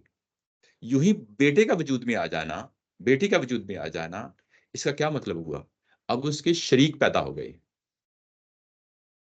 شریک پیدا ہو گئے ہیں نا۔ یعنی ہمارے لیے کیا ہوتا ہے؟ اولاد پیدا ہوتی ہے، یہ جو ریپروڈکشن کا جو پورا سسٹم چلا ہوا ہے، یعنی ایک چیز جو ہے وہ اوریجن ہے اور اس سے کوئی چیز ایشو ہو رہی ہے، اوریجن یعنی پیرنٹس ہیں، اب اس سے کوئی ایشو ہو کے چیز آ رہی ہے، اولاد ہے، تو اب اوریجن اور ایشو کا جو آپس میں ہونے کا جو ریلیشن شپ ہے یہ بڑی طرح واضح ہے، ایک ریپروڈکشن سسٹم ہے. اس ریپروڈکشن سسٹم کے اندر جب اترتے ہیں تو ہمیں پتہ چلتا ہے الہامی کتابوں کے ذریعے سے سب سے پہلے یہ کسی سٹیج پہ یہ وہ مرغی اور انڈے والی بات ہے کہ مرغی پہلے آئی یا انڈا پہلے آیا. عمومی طور پہ یہ سوال لطیفے کے طور پہ پھر وہی بات فلسفے میں بھی اس چیز کو اٹھایا جاتا ہے. اچھا، پھر اس انڈے اور مرغی کے تعلق کے ساتھ یہ کہا جاتا ہے کہ اچھا انڈا پہلے آیا مرغی پہلے آئی. بھائی ہمارے سامنے کیا چیز ہے؟ ہم نے تو اس چیز کو لینا ہے نا. ہمارے سامنے تو انڈے سے مرغی نکلتی ہے نا.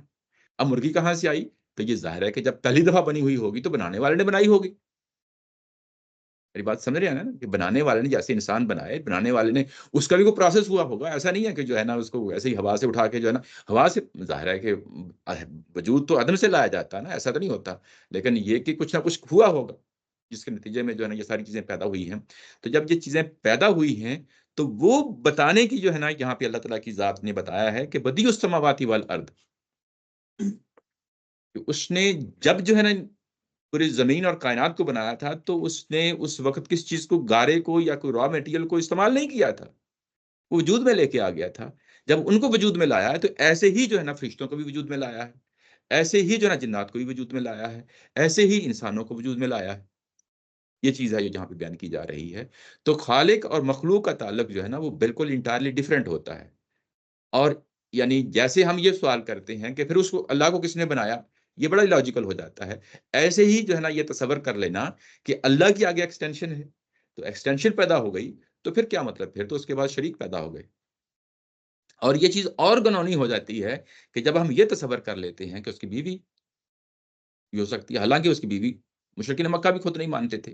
یہ چیز واضح ہے نا، یہ چیز رہنی چاہیے. یہ چیز ایک اور جو چیز ہے وہ بھی سامنے رہنی چاہیے کہ مشرکین مکہ اصل میں جب ان جنوں کا اور ان فرشتوں کا حوالہ دیتے تھے تو وہ یہ کہتے تھے کہ یہ اللہ کے چہیتے یعنی چیزیں ہیں، اللہ کی چہیتی ہیں، اور یہ ہمارے لیے جو ہے نا ہم ان کو خوش کرتے ہیں، ان پہ چڑھاوے چڑھاتے ہیں، نظریں دیتے ہیں، ان کی عبادت کرتے ہیں، وہ ہم سے خوش ہوتے ہیں، وہ ہم سے خوش ہوتے ہیں، تو وہ ہمارے بہاف پہ جو ہے نا پھر اللہ تعالیٰ کی ذات سے جو ہے نا یعنی وہ معاملہ کرتے ہیں. یعنی یہ جنات ہو گئے یا یہ جو ہے نا یعنی فرشتے ہو گئے.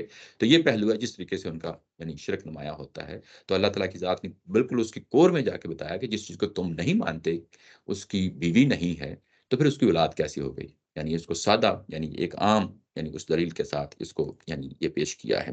اس کے بعد آگے کہا ہے کہ ذالکم اللہ ربکم.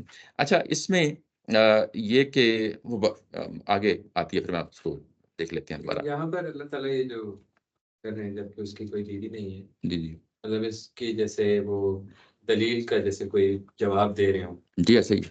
تو مطلب اس میں تو ویسے جیسے اگر اللہ تعالیٰ اس طرح کہے کہ یہ لوگ اپنی طرف سے بات گھڑ لیتے ہیں اور اس طرح سے بات وہ خوراک کو لفظ آ گیا نا، گڑ لی ہے. گھر کا مطلب تو ہی ہوتا ہے گڑنا. مطلب یہاں تک لگتا ہے کہ بات پوری ہو جائے گی کہ ان کو بول دیا کہ غلط بات کر رہے ہیں، لیکن یہ دلیل کیوں لے کر آ رہے ہیں اللہ تعالیٰ، ان کو جیسے جواب کیوں دے رہے ہیں کہ یہ مطلب جب کہ کوئی بیوی نہ ہو یہ کیسی بات ہے، مطلب اس طرح کی جو بات کر رہے ہیں اللہ تعالیٰ، جی جی. یہ کیوں یہ لے کر آ رہے ہیں؟ انسان کا جو ہے نا معاملہ یہ ہوتا ہے کہ وہ چیزوں کو سمجھنے کے لیے اس کو ضرورت ہوتی ہے مثالوں کے ذریعے سے. یہ اس طرح کی مثال ہے جو سامنے لائی گئی ہے، یعنی جس کو تم بھی مانتے ہو کہ اس کی بیوی نہیں ہے، ٹھیک ہے نا. تو جب اس کی بیوی نہیں ہے تو پھر اس کے بعد اولاد کیسے پیدا ہو گئی. یعنی ریپروڈکشن سسٹم جو ہے اس کے لیے ضروری ہے کہ جس کو تم روزانہ مشاہدے کی چیز جو نا تمہارے آتی ہے. مشاہدے کی چیز کیا ہے؟ یہی کہ ظاہر ہے کہ انسان جس چیز پہ اپنی علم کی بنیاد رکھتا ہے مشاہدہ ہی ہے نا.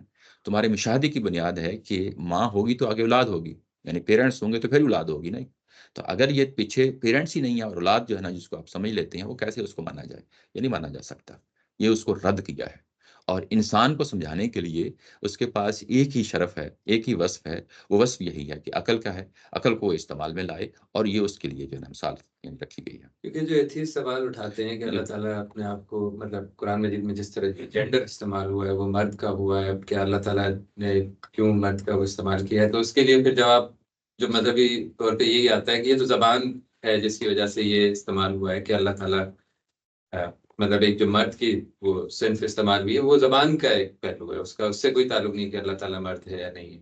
جی جی ٹھیک ہے، لیکن یہاں نہیں نہیں پہ نہیں اس نہیں طرح نہیں کی نہیں بیوی کی والی نہیں بات آ نہیں جاتی نہیں دیکھیں، یہ اینگل جو ہے پرسپیکٹو ہے، وہ مشرکین کے پرسپیکٹو کو سامنے رکھ کے بات کہی جا رہی ہے، اپنے پرسپیکٹو کے سامنے رکھ کے، میں مرد یا اس طرح کا تصور نہیں، کہ وہ تصور جو وہ خدا کے بارے میں رکھتے ہیں کہ اس کی اولاد ہے، بیٹے ہیں، اور ظاہر ہے کہ اس کی بیوی نہیں ہے، وہ اللہ کو مرد ہی کے جو ہے نا، ہوتا ہے نا جیسے ان کے پروناؤنز ہیں، یعنی یہ تو تمام مذاہب میں ہے نا کہ اللہ تعالیٰ کو جو ہے نا ہم اس کو اس اینگل سے دیکھ رہے ہوتے ہیں، ہم اس کو جینڈر جو ہے نا وہ، یہ تو آج کے مسائل ہیں نا، یعنی انسان کے جو تصورات ہوتے ہیں اللہ تعالیٰ کی ذات کے بارے میں، اللہ تعالیٰ کی ذات جب ان کے ساتھ مکالمہ کرتی ہے انسانوں کے ساتھ، جو انسان کے تصورات ہوتے ہیں وہ انہی یعنی فریم ورک میں رکھ کے جو ہے نا بات کر رہی ہوتی ہے، یعنی یہ کہ میں جو ہے نا مردانہ میرا روپ ہے اور میری بیوی نہیں ہے، تو یہ اس کو اس اینگل سے نہیں اس کو دیکھنا چاہیے، اصل میں یہ جو تصورات ہیں، جو مشرکین مکہ کے تصورات ہیں، اس کو نگیٹ کیا جا رہا ہے، اللہ تعالیٰ کی ذات نے اپنا کوئی جینڈر نہیں بتانا وہاں پہ،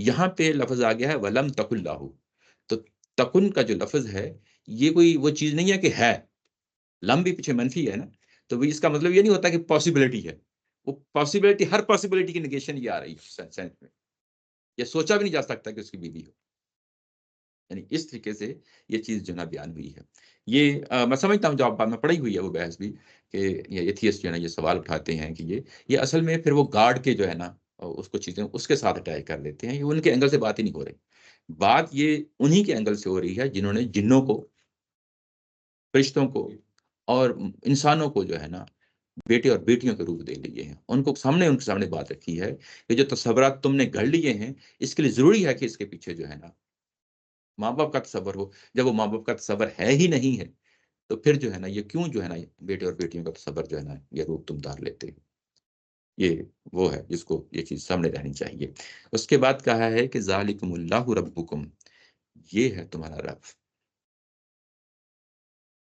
یعنی اس کو جو پوری ڈیفینیشن ہے وہ سامنے آ گئی، یہ ہے تمہارا رب، اور اس کے بعد اللہ کا لفظ استعمال ہوا ہے اور ربکم کا بھی لفظ استعمال کیا ہے، کہ یعنی یہ ہے وہ اللہ جو تمہارا رب ہے، وہ رب ایسا رب ہے کہ اس کا پھر کوئی شریک نہیں ہے، یہ توحید کا جو ہے نا سب سے بڑا نمایاں مقام اور مرتبہ ہے کہ اس طریقے سے کہہ دیا جائے کہ ذالکم اللہ ربکم، اور اس کو پھر یہاں تک نہیں روکا بلکہ آگے بڑھایا ہے کہ لا الہ الا ہو، وہی اکیلا معبود ہے، کوئی اور معبود نہیں ہے، خالق کل شیء، وہی ہے جس نے ہر چیز کو پیدا کیا ہے، جب اس نے ہر چیز کو پیدا کیا ہے فاعبدوہ، تو پھر اسی ہی کی جو ہے نا عبادت کی جائے، اسی ہی کی عبادت کی جائے، جب اس نے ہر چیز کو پیدا کیا ہے، وہی تمہارا رب ہے، اس کا کوئی شریک نہیں ہے، وہ ہر چیز کو جانتا ہے،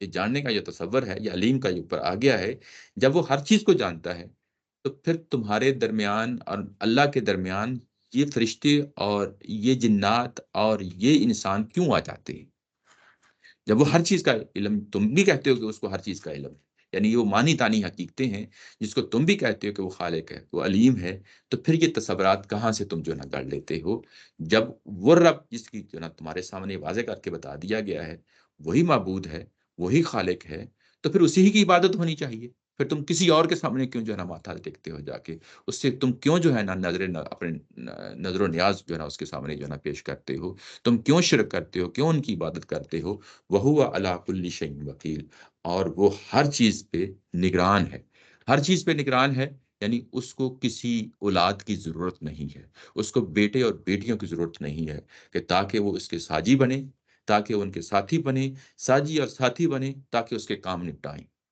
انسانوں کا معاملہ یہ ہے کہ اولاد ہوتی ہے، کیوں ہوتی ہے؟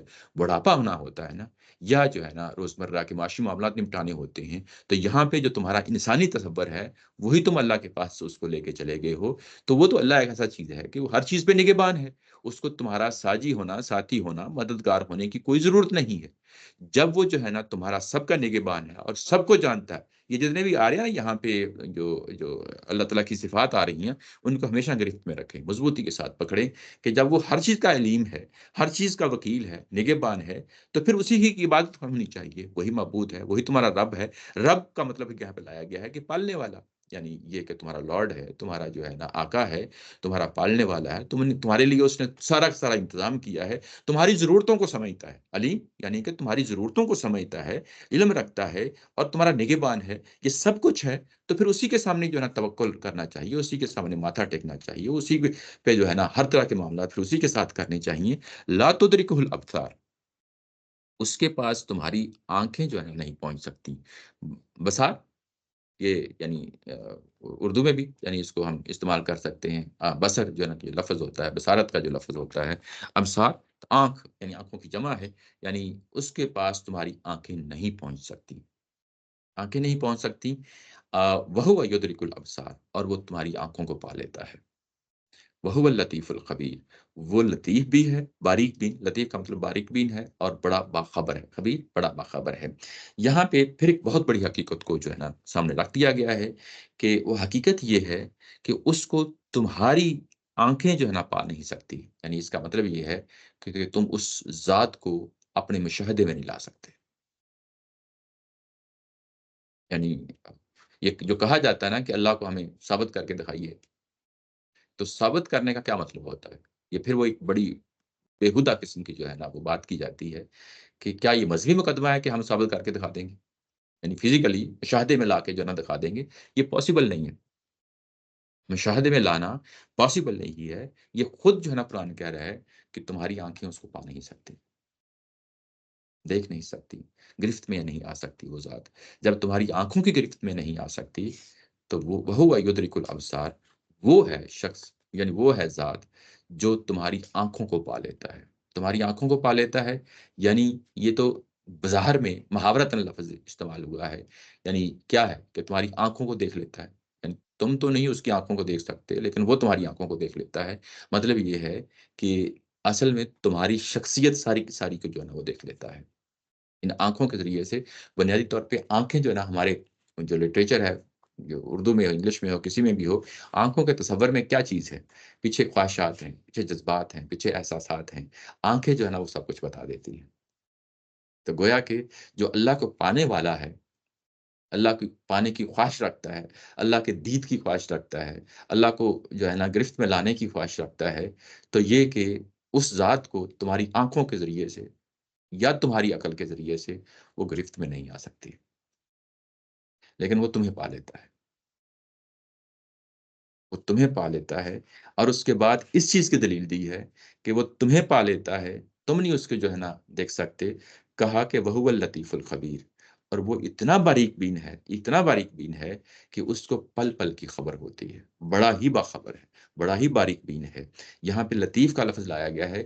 اگر ہم یعنی کسی جو پودا زمین سے نکلتا ہے اس کو دیکھیں تو ہو سکتا ہے کہ جو ہماری سائنس ہے وہ جو پتی نکلتی ہے اور بیج نکلتی ہے اس کے سٹیجز ڈیفائن کرنے شروع کرے، تو وہ ہو سکتا ہے کہ 3 4 5 کچھ سٹیجز بتا دے گی، یہی ہوتا ہے نا، انسان نے جو چیزیں آبزرو کی ہیں ابھی تک اس کو بتا دے، لیکن جو بیج رکھنے کے بعد پورا عمل گزرتا ہے، ہو سکتا ہے اس کے اندر ہزاروں سٹیپس ہوں، یعنی ایک ایک لمحے کے جو نا سٹیپس ہوں، اور وہ تمام سٹیپس کو اگر کوئی چیز کیپچر کر سکتی ہے تو وہ اللہ تعالیٰ کی ذات ہے جو اس کو کیپچر کر رہی ہے۔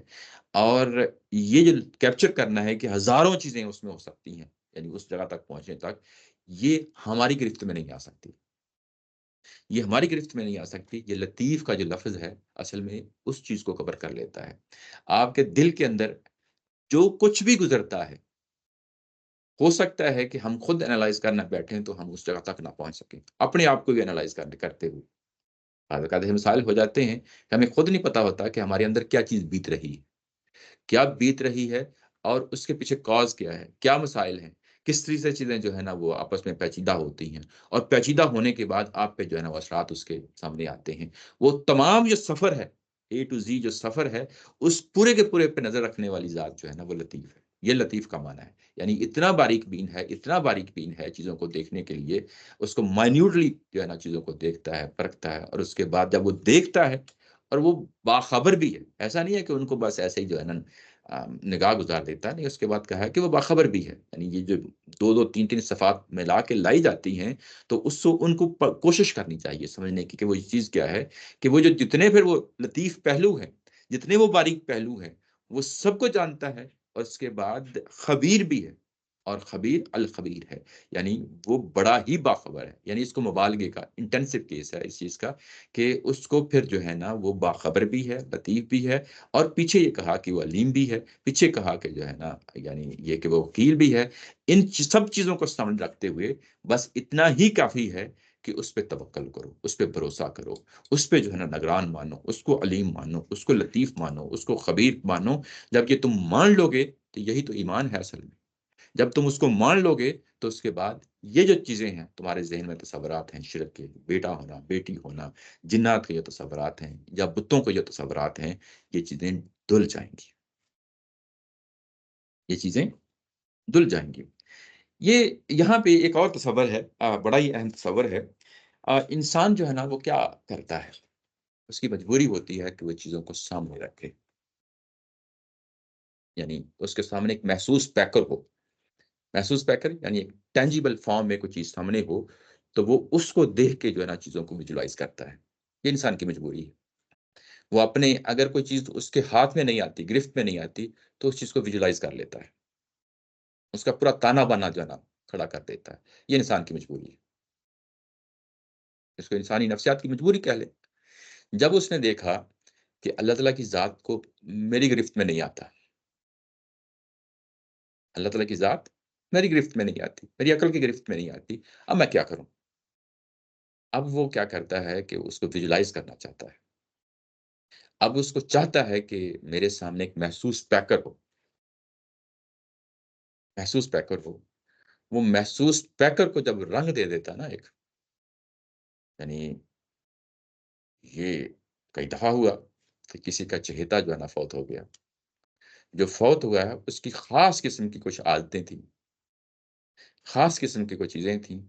آپ ان عادتوں کو، ان چیزوں کو جب جو ہے نا انتہائی پیار کا رنگ دے دیتے ہیں، انتہائی محبت کا رنگ دے دیتے ہیں، تو وہ جو چیزیں جو اس سے متعلقہ ہوتی ہیں، اس کو بھی بعض اوقات اس حد تک لے جاتے ہیں جس کو آپ جو ہے نا سجدہ کر دیتے ہیں، اپنے آپ کی شخصیت کو مار دیتے ہیں۔ ہوتا ہے، میری بات سمجھ رہے ہیں نا؟ یعنی مرنے والے کی کچھ چیزیں ہیں، کچھ جس کو سامنے رکھتے ہوئے جو ہے نا آپ بڑی حد تک جو ہے نا وہ گر جاتے ہیں۔ تو یہ بالکل ایسے ہی ہے، انسان محسوس پیکر کی شکل میں چیزوں کو دیکھنا چاہتا ہے۔ محسوس پیکر یعنی ٹینجیبل فارم آپ کے سامنے ہونی چاہیے، اور اس کو دیکھ کے جو ہے نا وہ دوسری چیز کو ریلیٹ کر دے، دوسری چیز کو ریلیٹ کر دے۔ اصل میں اگر ہم یہ پورا جو ہے نا اینالائز کریں کہ کیوں مشرکانہ مذاہب جو ہے نا وجود میں آتے ہیں، اس کے پیچھے ایک فیکٹر یہ بھی ہوتا ہے، اور بھی بے شمار ہوں گے، اس کے پیچھے یہ ایک فیکٹر یہ بھی ہوتا ہے۔ پچھلی صدی میں ایک بہت بڑا چیلنج پیش آیا ہے ہندو مذہب کو، ہندو مذہب کو بہت بڑا چیلنج پیش آیا ہے، یہ کہ ظاہر ہے کہ سائنس کی دنیا ہے، تمام مذاہب جو ہے نا اپنی جگہ سے ہلے ہیں، یعنی یہ کہ ایک چیلنج پیش ہوا ہے، سائنس کی صورت میں ہوا ہے۔ کلونلائز جو ہے نا چیزوں کو، کلونیل جو پاورز تھیں انہوں نے جو ہے نا کیسے جو ہے نا آگے بڑھی ہیں، اور یعنی مذہبی دنیا پہ کیسے جو ہے نا پرداغ کی ہے۔ اس میں چیلنج جب آیا ہے تو ہر ایک نے جو ہے نا یعنی اس کو سوچنے سمجھنے میں مجبور کر دیا، مسلمانوں کو کر دیا، عیسائیت کو کر دیا، ہندو مذہب کو کر دیا۔ ہندو مذہب نے جب اس پہلو کو کہ ہم بتوں کی پوجا کرتے ہیں، اس کو کیسے جو ہے نا پروٹیکٹ کریں، یعنی ڈیفینڈ تو کرنا تھا نا، اس نے جو نظریہ کریٹ کیا، جو ان کے فلاسفر سے، ہندو مذہب کے جو فلاسفر سے انہوں نے جو نظریہ کریٹ کیا، وہ یہی تھا کہ اصل میں ہم بتوں کی پوجا نہیں کرتے، ہمارے سامنے کی انٹینجیبل فارم ہونی چاہیے۔ وہ انٹینجیبل فارم اصل میں جب ہم بتوں کی پوجا کر رہے ہوتے ہیں تو بنیادی طور پر اس کی پوجا کر رہے ہوتے ہیں۔ یہ ریشنلائز کرنے کا یہ عمل جو ہے نا، یعنی جو میں پیچھے کنٹیکسٹ میں بات کر رہا تھا نا، وہ یہ کنٹیکسٹ تھا کہ وہ اس طریقے سے انہوں نے اس کو ریشنلائز کرنے کی کوشش کی ہے۔ آپ اس کو بھلے یہ کہہ لیں کہ اور لوگوں نے بھی نگیٹ کیا ہوگا، فلسفے میں اور بہت ساری چیزیں بھی ہوئی ہوں گی۔ ہم بیسیکلی جس ڈومین میں بیٹھ کے انہوں نے یہ کیا ہے، نام اس کو پھر یہی دیتے ہیں۔ یہ نہیں کہ نام نہیں یہ نہیں دیتے، نام اصل میں یہ مجبوری بن جاتی ہے، انسانوں نے کوئی نہ کوئی ظاہر اصطلاح استعمال کرنی ہوتی ہے کہ اس کو ریشنلائز کرنے کی کوشش کی ہے۔ جب ریشنلائز کرنے کی کوشش کی ہے تو ظاہر ہے کہ یہ جو تصور ہے یہ کوئی پھر نیا تصور نہیں تھا، یہ پرانا صدیوں کا تصور ہے، اور یہی وہ تصور ہے جس کو یہاں پہ قرآن مجید پیش کر رہا ہے کہ پھر جو ہے نا مجھے تم کسی محسوس پیکر میں دیکھنے کی کوشش کیوں کرتے ہو؟ یہ نہیں ہونی چاہیے۔ میں تو وہ ہوں کہ وہ تمہاری آنکھوں کو پا لیتا ہوں، میں تو تمہاری آنکھوں کو پا لیتا ہوں، تم مجھ پہ توکل کرو۔ یہ اس طرح کے محسوس پیکر کے پیچھے کیوں جو ہے نا پڑ جاتے ہو؟ یعنی اس چیز کو ذہن میں تصورات سے نکال دو، اس کو دھو دو، یہ چیزیں تمہارے جو ہے نا اس طرح لانے کی ضرورت ہی نہیں ہے تمہیں کہ یہ تم یہ کام کرو. بات سمجھ رہے ہیں نا؟ یعنی یہ وہ پہلو ہے. یعنی اس طریقے سے یہ تمہیں محسوس پیکر کے سے باہر نکلو. میں تو براہ راست جو ہے نا معاملہ کرنے والا ہوں. میں علیم ہوں، میں خبیر ہوں، میں لطیف ہوں. میں تمہاری جو ہے نا دل کی حرکتوں کو سمجھ لیتا ہوں. ہم سمجھ لیتا ہوں، اس کی بنیاد پہ لطیف ہوں نا. تو پھر تم مجھ پہ توکل کرو. اتنا ہی کافی ہے کہ مجھ پہ توکل کرو. مجھے خبیر مانو، مجھے لطیف مانو، مجھے علیم مانو. اور اس کے بعد پھر یہ کام نہ کرو کہ میرے شریک ٹھہرنا شروع کر دو. یہ کام نہیں کرنے چاہیے. یہاں سے ایک اور پہلو ہے جو بڑا نمایاں ہوتا ہے. وہ پہلو یہ ہے کہ ہم نہ عقل سے گرفت میں لا سکتے ہیں، نہ ہم اپنی یعنی مشاہدے سے گرفت میں لا سکتے ہیں. صرف اور صرف جو ہے نا ہمارے پاس سمجھنے کی جو چیز ہے وہ اللہ کی جو ہے نا ایٹریبیوٹس ہیں. یعنی جب آپ کسی چیز کو مان لیتے ہیں نا تو اب مجھے یہ مہمہ تو حل کرنا ہے نا. مجھے کائنات میں کوئی رب ہے، اس کا کوئی مالک ہے، کوئی آقا ہے. دو ہی میں نے پچھلی دفعہ کہا کہ دو ہی نظریات ہیں جو پائے جاتے ہیں. ایک یہ کہ یہ خود یہ سسٹم چل رہا ہے پوری کائنات کے اندر. جو سائنٹزم کا جو نظریہ جنہوں نے اختیار کیا وہ بھی بیسیکلی یہی کہتے ہیں. اور یہ صدیوں پرانی ہے جو فلسفہ اس بنیاد پہ وجود ہوا. جب انہوں نے خدا کو دریافت کرنے کی کوشش کی تو انہوں نے بنیادی طور پہ یہی کہہ دیا کہ جو کچھ کائنات میں ہے یہی خدا ہے. تو جب یہی خدا کہہ دیا تو گویا کہ کائنات کو انہوں نے اپنا خدا مان لیا. اس کا مطلب یہی ہوتا ہے کائنات کو اپنا خدا مان لیا. ہم کیونکہ جی ہندو مذہب کی بات کریں کیونکہ وہ بھی کائنات کو ہی خدا جی لیکن یہ فلسفے کے اندر بھی یہ بحث رہی ہے. ہاں رہی ہے کہ جب وہ اس چیز کو مان لیتے ہیں کہ یہ کائنات، یہ سائنٹزم بیسیکلی وہ بھی اسی چیز پہ جب ان سے بات کرتے ہیں جو جن کو ہم ملحد کہتے ہیں، ایتھیسٹ کہتے ہیں، وہ بنیادی طور پہ یہی کہہ رہے ہوتے ہیں کہ یہ کائنات خود کار ہے، آٹومیٹیکلی چل رہی ہے، نیچرل لاز ہیں جو اس کے پیچھے چل رہے ہیں. تو لیکن یہ کافی جگہوں پہ جیسے یہاں پہ ایبوریجنلز ہیں وہ بھی اسی طرح دیکھتے ہیں یونیورس کو. اور جو ہندوازم ہے اس پہ بھی وہ یونیورس کو اسی طرح دیکھتے ہیں. تو مطلب یہ کافی جگہوں پہ پائی جاتی ہے. یہ ہے پایا جاتا ہے. ظاہر ہے کچھ نہ کچھ ویریشن ہر جگہ ہی ہوتی ہیں. تو یہ تصور ہے. ہم کیونکہ پیغمبروں کی دعوت پہ کھڑے ہوتے ہیں، وہاں پہ اللہ تعالیٰ کی ذات ایک یونیک ذات ہے. اور اس ذات کے بارے میں جب مذہب یہ کہہ دیتا ہے کہ وہ ذات ہے کہ جس کو نہ تم عقل سے پا سکتے ہو، نہ تم جو ہے نا مشاہدے سے پا سکتے ہو. عقل تمہیں اس جگہ پہ لا کے ضرور کھڑا کر دیتی ہے کہ اس کائنات کا کوئی خدا ہونا چاہیے. اس ہونے چاہیے کا جواب جو ہے نا یہ وہی ہوتی ہے. میری بات سمجھ رہے ہیں نا؟ یعنی خواہ وہ ملحد کیوں نہ ہو، ایتھیسٹ کیوں نہ ہو، وہ بھی اس جگہ پہنچ جاتا ہے کہ کوئی نہ کوئی چیز ہے اس کے پیچھے جو کار چل رہی ہے. لیکن وہ جو جواب دیتا ہے وہ جواب یہ دیتا ہے کہ یہ خود کار ہے. ہم جواب یہ دیتے ہیں کہ خود کار نہیں ہے، اس کے پیچھے کوئی اور چلانے والا ہے. یہ فرق جو ہے نا اس چیز کو ملحوظ رکھا جاتا ہے. اور جب مذہب کا مقدمہ یہی ہے کہ نہ تمہاری عقل اس کو پکڑ سکتی ہے، نہ تمہاری آنکھیں اس کو پکڑ سکتی ہیں، یہ مذہب کا خود مقدمہ ہے. تو جو مذہب کو ماننے والا ہے وہ اس پوزیشن پہ نہیں آنا چاہیے اس کو کہ میں جو ہے نا اللہ تعالیٰ کی ذات کو اب عقل سے ثابت کروں گا یا مشاہدے سے ثابت کروں گا. یہ ہے ہی جو ہے نا پھر لاجیکل بات ہو جاتی ہے. میری بات سمجھ رہی ہے نا؟ لاجیکل بات ہو جاتی ہے. بات وہی رکھیں کہ جس چیز پہ آپ کھڑے ہوئے ہیں وہ کیا جو ہے نا آپ کے سامنے استدلال رکھتا ہے. وہ استدلال جب اس کو مان لیا کہ وہ رب ہے، مالک ہے، آقا ہے، اب آپ نے اس پہ نہیں رہنا. مجھے پتا ہے کہ انسان نہیں رہتے اس چیز پہ. انسان پھر کیا کرتے ہیں کہ اس کے بعد پھر جس چیز کو مانا ہے اس کو بھی جو ہے نا پھر عقلی دلیلیں دیتے ہیں. اور وہ جو عقلی دلیلیں ہوتی ہیں وہ قرآن پھر خود آپ کو دیتا ہے. وہ جب قرآن دیتا ہے تو یہ اللہ تعالیٰ کی صفات کی صورت میں دیتا ہے. یعنی ایک چیز کو آپ نے مان لیا، ایمان لے آئے، ایک مقدمہ قائم کر لیا. اب اس مقدمے کو جس کو آیا اس کو بھی تو جسٹیفائی کرنا ہے نا. اب اس کی جسٹیفیکیشن کے لیے قرآن مجید آپ کو اللہ کی صفات آپ کے سامنے رکھ دیتا ہے. پھر وہ جو ہے نا چیزوں کا ہم دیکھتے ہیں کہ اچھا وہ علیم بھی ہے، وہ خبیر بھی ہے، یہ وکیل بھی ہے. یہ جو صفات ہیں اس کو اس اینگل سے دیکھنا چاہیے. یعنی جس چیز کو ماننا ہے اب آپ نے اس کو اسٹیبلش کرنا ہے، اپنی سیٹسفیکشن کے لیے اسٹیبلش کرنا ہے یا کسی کو بتانے کے لیے یعنی اسٹیبلش کرنا ہے. تو دونوں صورتوں میں اللہ کی صفات ہیں جو سامنے آ جاتی ہیں. اللہ کی جب صفات سامنے آتی ہیں تو پھر ہم اللہ کی صفات سے اللہ کو سمجھتے ہیں. یعنی کوئی ایسا ویکیوم نہیں ہے کہ جس میں اللہ کی ذات کو کھڑا کر کے سمجھا جائے. نہیں، ایسا نہیں ہے. جب اس کی صفات سامنے آ جاتی ہیں تو پھر ہم اس کو اس اینگل سے چیزوں کو دیکھنا شروع کر دیتے ہیں کہ اچھا وہ ذات ہے. یہ کیا ایسی کوئی نیچرل چیز ہے انسان کے اندر؟ کیونکہ مسلمانوں میں بھی دیکھا گیا قبروں کی طرف چلے گئے، کوئی ایک محسوس چیز چاہیے جیسے انسان کو کوئی اس کے اندر کوئی ایسی نیچرل چیز ہے جو اس کو لے جاتی ہے ہر مذہب میں ہر اس میں جو ہے نا یہ جی جی پیدا یہ ہوتا بالکل اس کے سمجھیں کہ انسان کے اندر دونوں ملے جلے طرح کے جذبات رکھے ہیں، اچھے بھی رکھے ہیں اور برے بھی رکھے ہیں۔ اصل جو امتحان ہے نا وہ یہ نہیں ہے کہ ان کو کھلی بے لگام جو نہ کر دیا جائے، ان احساسات جذبات کو اپنی ایکسپریس کرنا وہ اس کو جو ہے نا بے لگام کر دیا جائے، نہیں۔ اصل چیز یہ ہے کہ اپنی عقل کو اس کے اوپر بٹھانا ہے، اپنی ضمیر کو اس کے اوپر بٹھانا ہے۔ جب آپ اپنی عقل کو بٹھاتے ہیں تو جب الہامی روایت میں بھی اس پہ کھڑے ہو جاتے ہیں تو پھر قدم قدم پہ ان کو مانیٹر کرنا ہے۔ جب آپ اس طریقے سے جو ہے نا چیزوں کو لے کے چل رہے ہوتے ہیں تو چیزیں پھر نکھر کے سامنے آنا شروع ہو جاتی ہیں۔ جب آپ ان کو منہ زور کر دیتے ہیں، بے لگام کر دیتے ہیں تو مسائل جو ہے نا الجھنا شروع ہو جاتے ہیں۔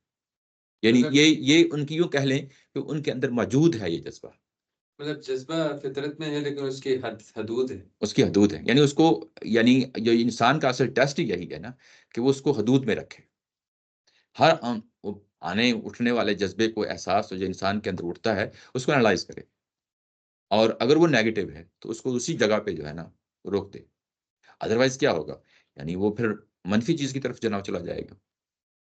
یہ چیز ہے جس کو سامنے رکھیں۔ اس کے بعد کہا ہے کہ یہ جو بات ہے، اب یہ ساری بات، یعنی دو باتیں تھیں نا، یعنی 95 سے لے کے 99 تک جو کچھ پڑھا ہم نے پچھلی دفعہ پڑھا، وہ کیا تھا؟ کور میسج تھا۔ اب اس کور میسج کو آگے پورے پیراگراف میں یہاں تک کور کر لیا ہے۔ یعنی بالکل اس کا اپوزٹ تصور کیا تھا؟ شرک کا تصور تھا نا۔ اس تصور کو بھی جس طریقے سے اسٹیبلش کیا ہے، جس طریقے سے چیزوں کو واضح کیا، اب نکھار کے سامنے رکھ دیا ہے، صاف اور شفاف کر دیا ہے۔ اب اس کے بعد ان دونوں چیزوں کو سامنے رکھ کے، یعنی جو پیچھے 94 سے 99 تک پڑھا اور اس کے بعد 100 سے لے کے 103 تک پڑھا، ان دونوں پیراگراف کو سامنے رکھ کے کچھ نتائج نکالے ہیں اللہ تعالیٰ کی ذات نے۔ وہ کیا کہا ہے؟ قد جاءکم بصائر من ربکم، تمہارے پروردگار کی طرف سے بصیرت کی آیتیں تمہارے پاس آ چکی ہیں۔ پیچھے ورڈ یوز کیا تھا ابصار، بصر، بصارت، یہ الفاظ ہیں اردو میں بھی استعمال ہوتے ہیں، یہ آنکھوں کے لیے ہوتے ہیں۔ ویژن، سائٹ، جو اس کے لیے ہوتے ہیں۔ ایک انسان کے اندر کی روشنی ہے۔ قرآن مجید یہ کہتا ہے کہ ایک وہ آنکھیں ہیں جو تمہاری ظاہری آنکھیں ہیں، یہ دو آنکھیں ہیں۔ ایک تمہارے اندر کی آنکھیں ہیں جس کو اصل میں کیا کہتے ہیں؟ عقل کہتے ہیں۔ یہ تمہاری اندر کی آنکھیں، اس کی بھی آنکھیں ہوتی ہیں، اس کی بھی آنکھیں ہوتی ہیں، اس کو ہم بصیرت کہتے ہیں اور انگلش میں انسائٹ کہتے ہیں۔ ٹھیک ہے؟ یعنی یہ کیا ہوتی ہے؟ انسائٹ کیا ہوتی ہے؟ بصیرت کیا ہوتی ہے؟ کہ آپ ایک چیز کو دیکھتے ہیں، پرکھتے ہیں، انالائز کر لیتے ہیں۔ دیکھنے کا کام تو ظاہری آنکھیں کرتی ہیں، اس کو انالائز کرنے کا، اس کو ایک نتیجے تک پہنچانے کا آپ کے اندر کی آنکھ کرتی ہے۔ یہ دونوں مل کے آپ کو اس نتیجے تک پہنچاتی ہے۔ میری بات سمجھ رہے ہیں نا؟ اب یہ کہا کہ تمہارے پاس یہ بصائر، بصیرت کی جمع ہے۔ بصر تو آنکھ ہو گئی نا، بصیرت جو ہے وہ کیا چیز ہے؟ بصیرت جیسا کہ انسائٹ، یعنی یہ چیز سمجھنے کا جو عمل ہے انسان کے اندر، اس کے لیے بھی یہ لفظ استعمال ہوتا ہے بصیرت کا۔ اور جن چیزوں کے ذریعے سے سمجھا جاتا ہے اس کو بھی بصیرت کہا جاتا ہے عربی زبان کے اندر۔ یعنی اس کا پھر مطلب کیا ہوگا؟ اس کا مطلب یہ ہوگا کہ آرگومنٹس ہیں، پروفس ہیں، ایویڈنس ہیں، یعنی وہ تمام نشانیاں جو پیچھے ہم نے پڑھی تھیں، آیا نمبر 94 سے 95 سے لے کے 99 تک جو پڑھی تھیں، وہ اصل میں کیا ہے؟ وہ بصائر ہیں۔ یعنی بیسیکلی وہ استدلال ہے، وہ دلیلیں ہیں، پروفس ہیں، وہ ایویڈنس ہیں، وہ جو ہے نا آرگومنٹس ہیں جو اللہ تعالیٰ کی ذات نے پیش کیے ہیں۔ اب یہ تمہارے پاس آ چکے ہیں۔ اور جب قد جا کے لفظ کے ساتھ آتا ہے تو یہ ہم کئی دفعہ اس چیز کو ذکر کر رہے ہیں کہ اس طریقے سے پہنچ گئی ہیں کہ تم نے بھی اس کو سمجھ لیا ہے۔ اب اس میں یعنی سمجھنے کے بعد یہ کہیں کہ کوئی اور رائے پیش کی جا سکتی ہے، وہ تو ہٹ درمی تو ہو سکتی ہے، ہٹ درمی تو ہو سکتی ہے، لیکن اطمینان جو ہے ظاہر ہے کہ اندر کا اطمینان ہوتا ہے، وہ تم سمجھ چکے ہو۔ اب تمہارے پاس یہ جو یہ دلیلیں ہیں یہ آ چکی ہیں، یہ پروفس آ چکے ہیں، یہ آرگومنٹس آ چکے ہیں، اور تمہارے ہی رب کی طرف سے آئے ہیں، جس کو پیچھے یہی اسٹیبلش کیا تھا نا۔ اور یہ بھی مانتے ہیں، ایسا نہیں ہے کہ وہ نہیں مانتے، مشرکین مکہ مانتے ہیں جب یہ دلیلیں آ چکی ہیں، فمن ابصر فلنفسہ، اور جو کوئی بھی ان سے نصیحت پکڑے گا، بصیرت پکڑے گا، وہ اپنا ہی بھلا کرے گا۔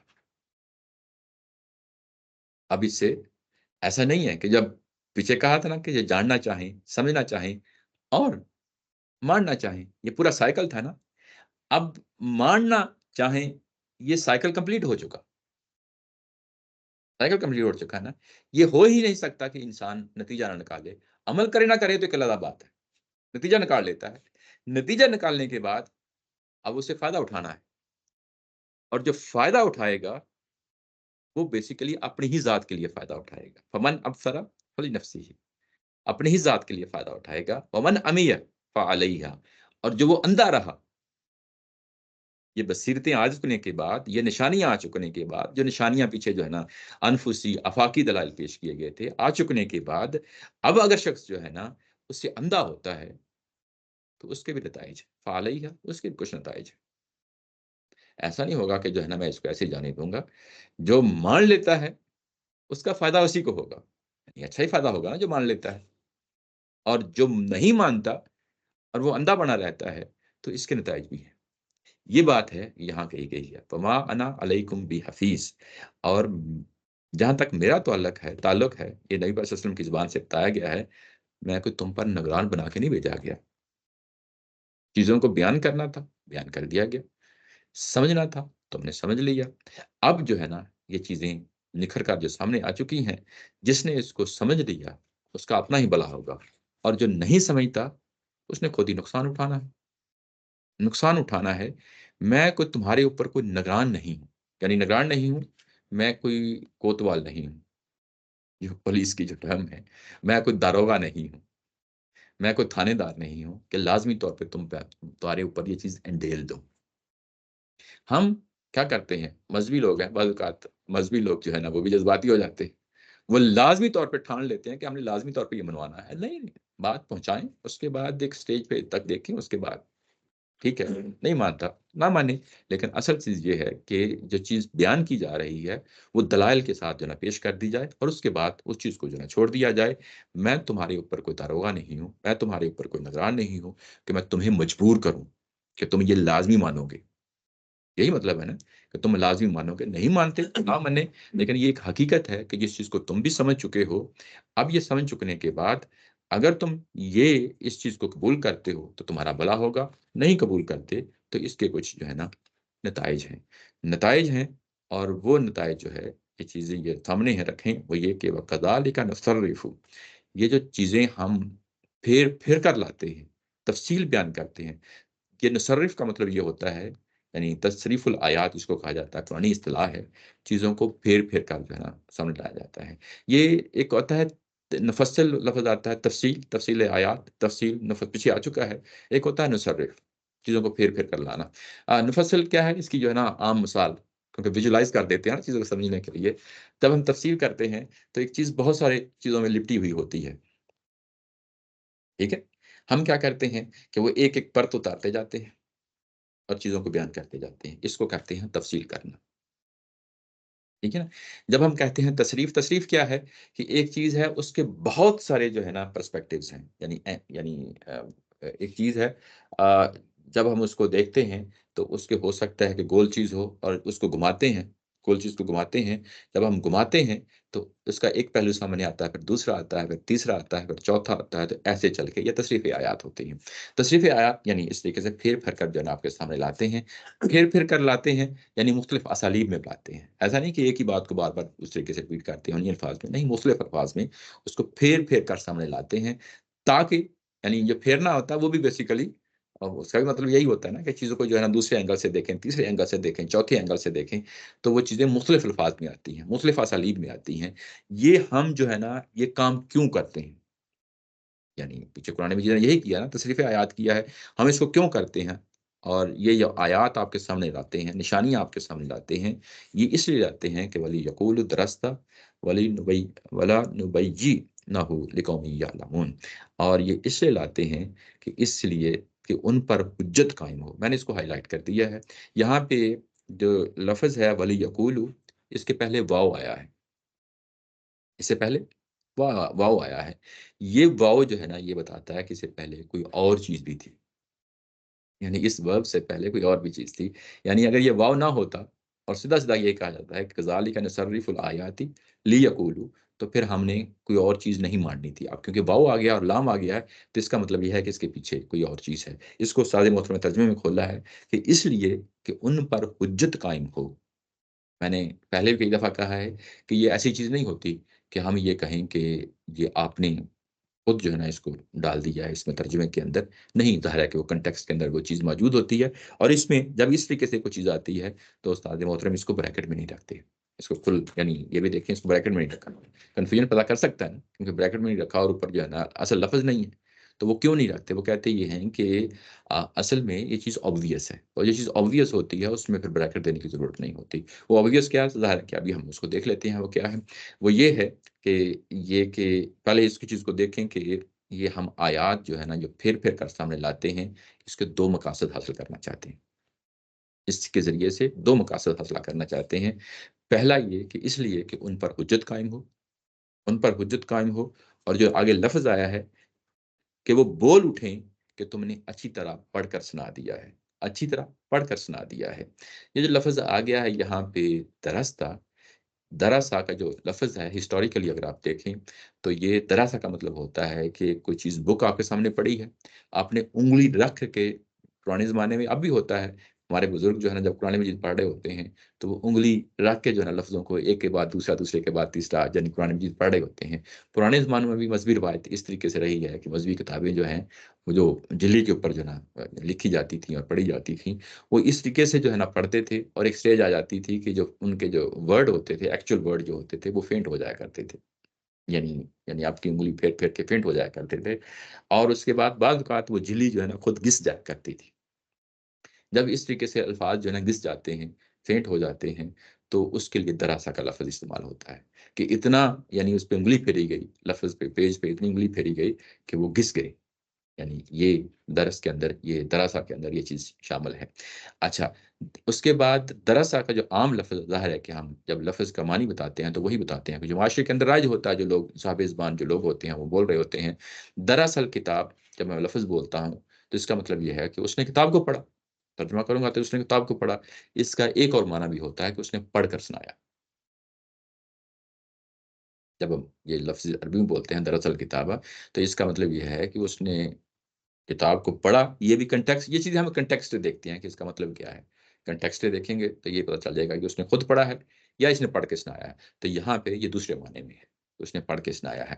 اور اس طریقے سے پڑھ کے سنایا ہے کہ وہ چیز یوں سمجھیں کہ اتنی دفعہ بار بار پڑھی گئی ہے. وہ پہلے والا جو اوریجنل ملنے کا سامنے رکھیں، اتنی دفعہ پڑھ کے جو ہے نا پڑھی گئی ہے کہ اس کے بعد وہ کیا کریں؟ ولی یقول، وہ بول اٹھیں. بول اٹھیں کہ واقعی اس نے پڑھنے کا حق ادا کر دیا ہے. نہیں، یہ پڑھنے کا حق ادا کر دیا ہے. اب اس سے ایک چیز واضح ہو گئی، خود واضح ہو گئی کہ جو پیچھے جو چیز سپریس تھی، حذف تھی، اس کو جب کھولا ہے تو کیسے کھولے جائیں گے.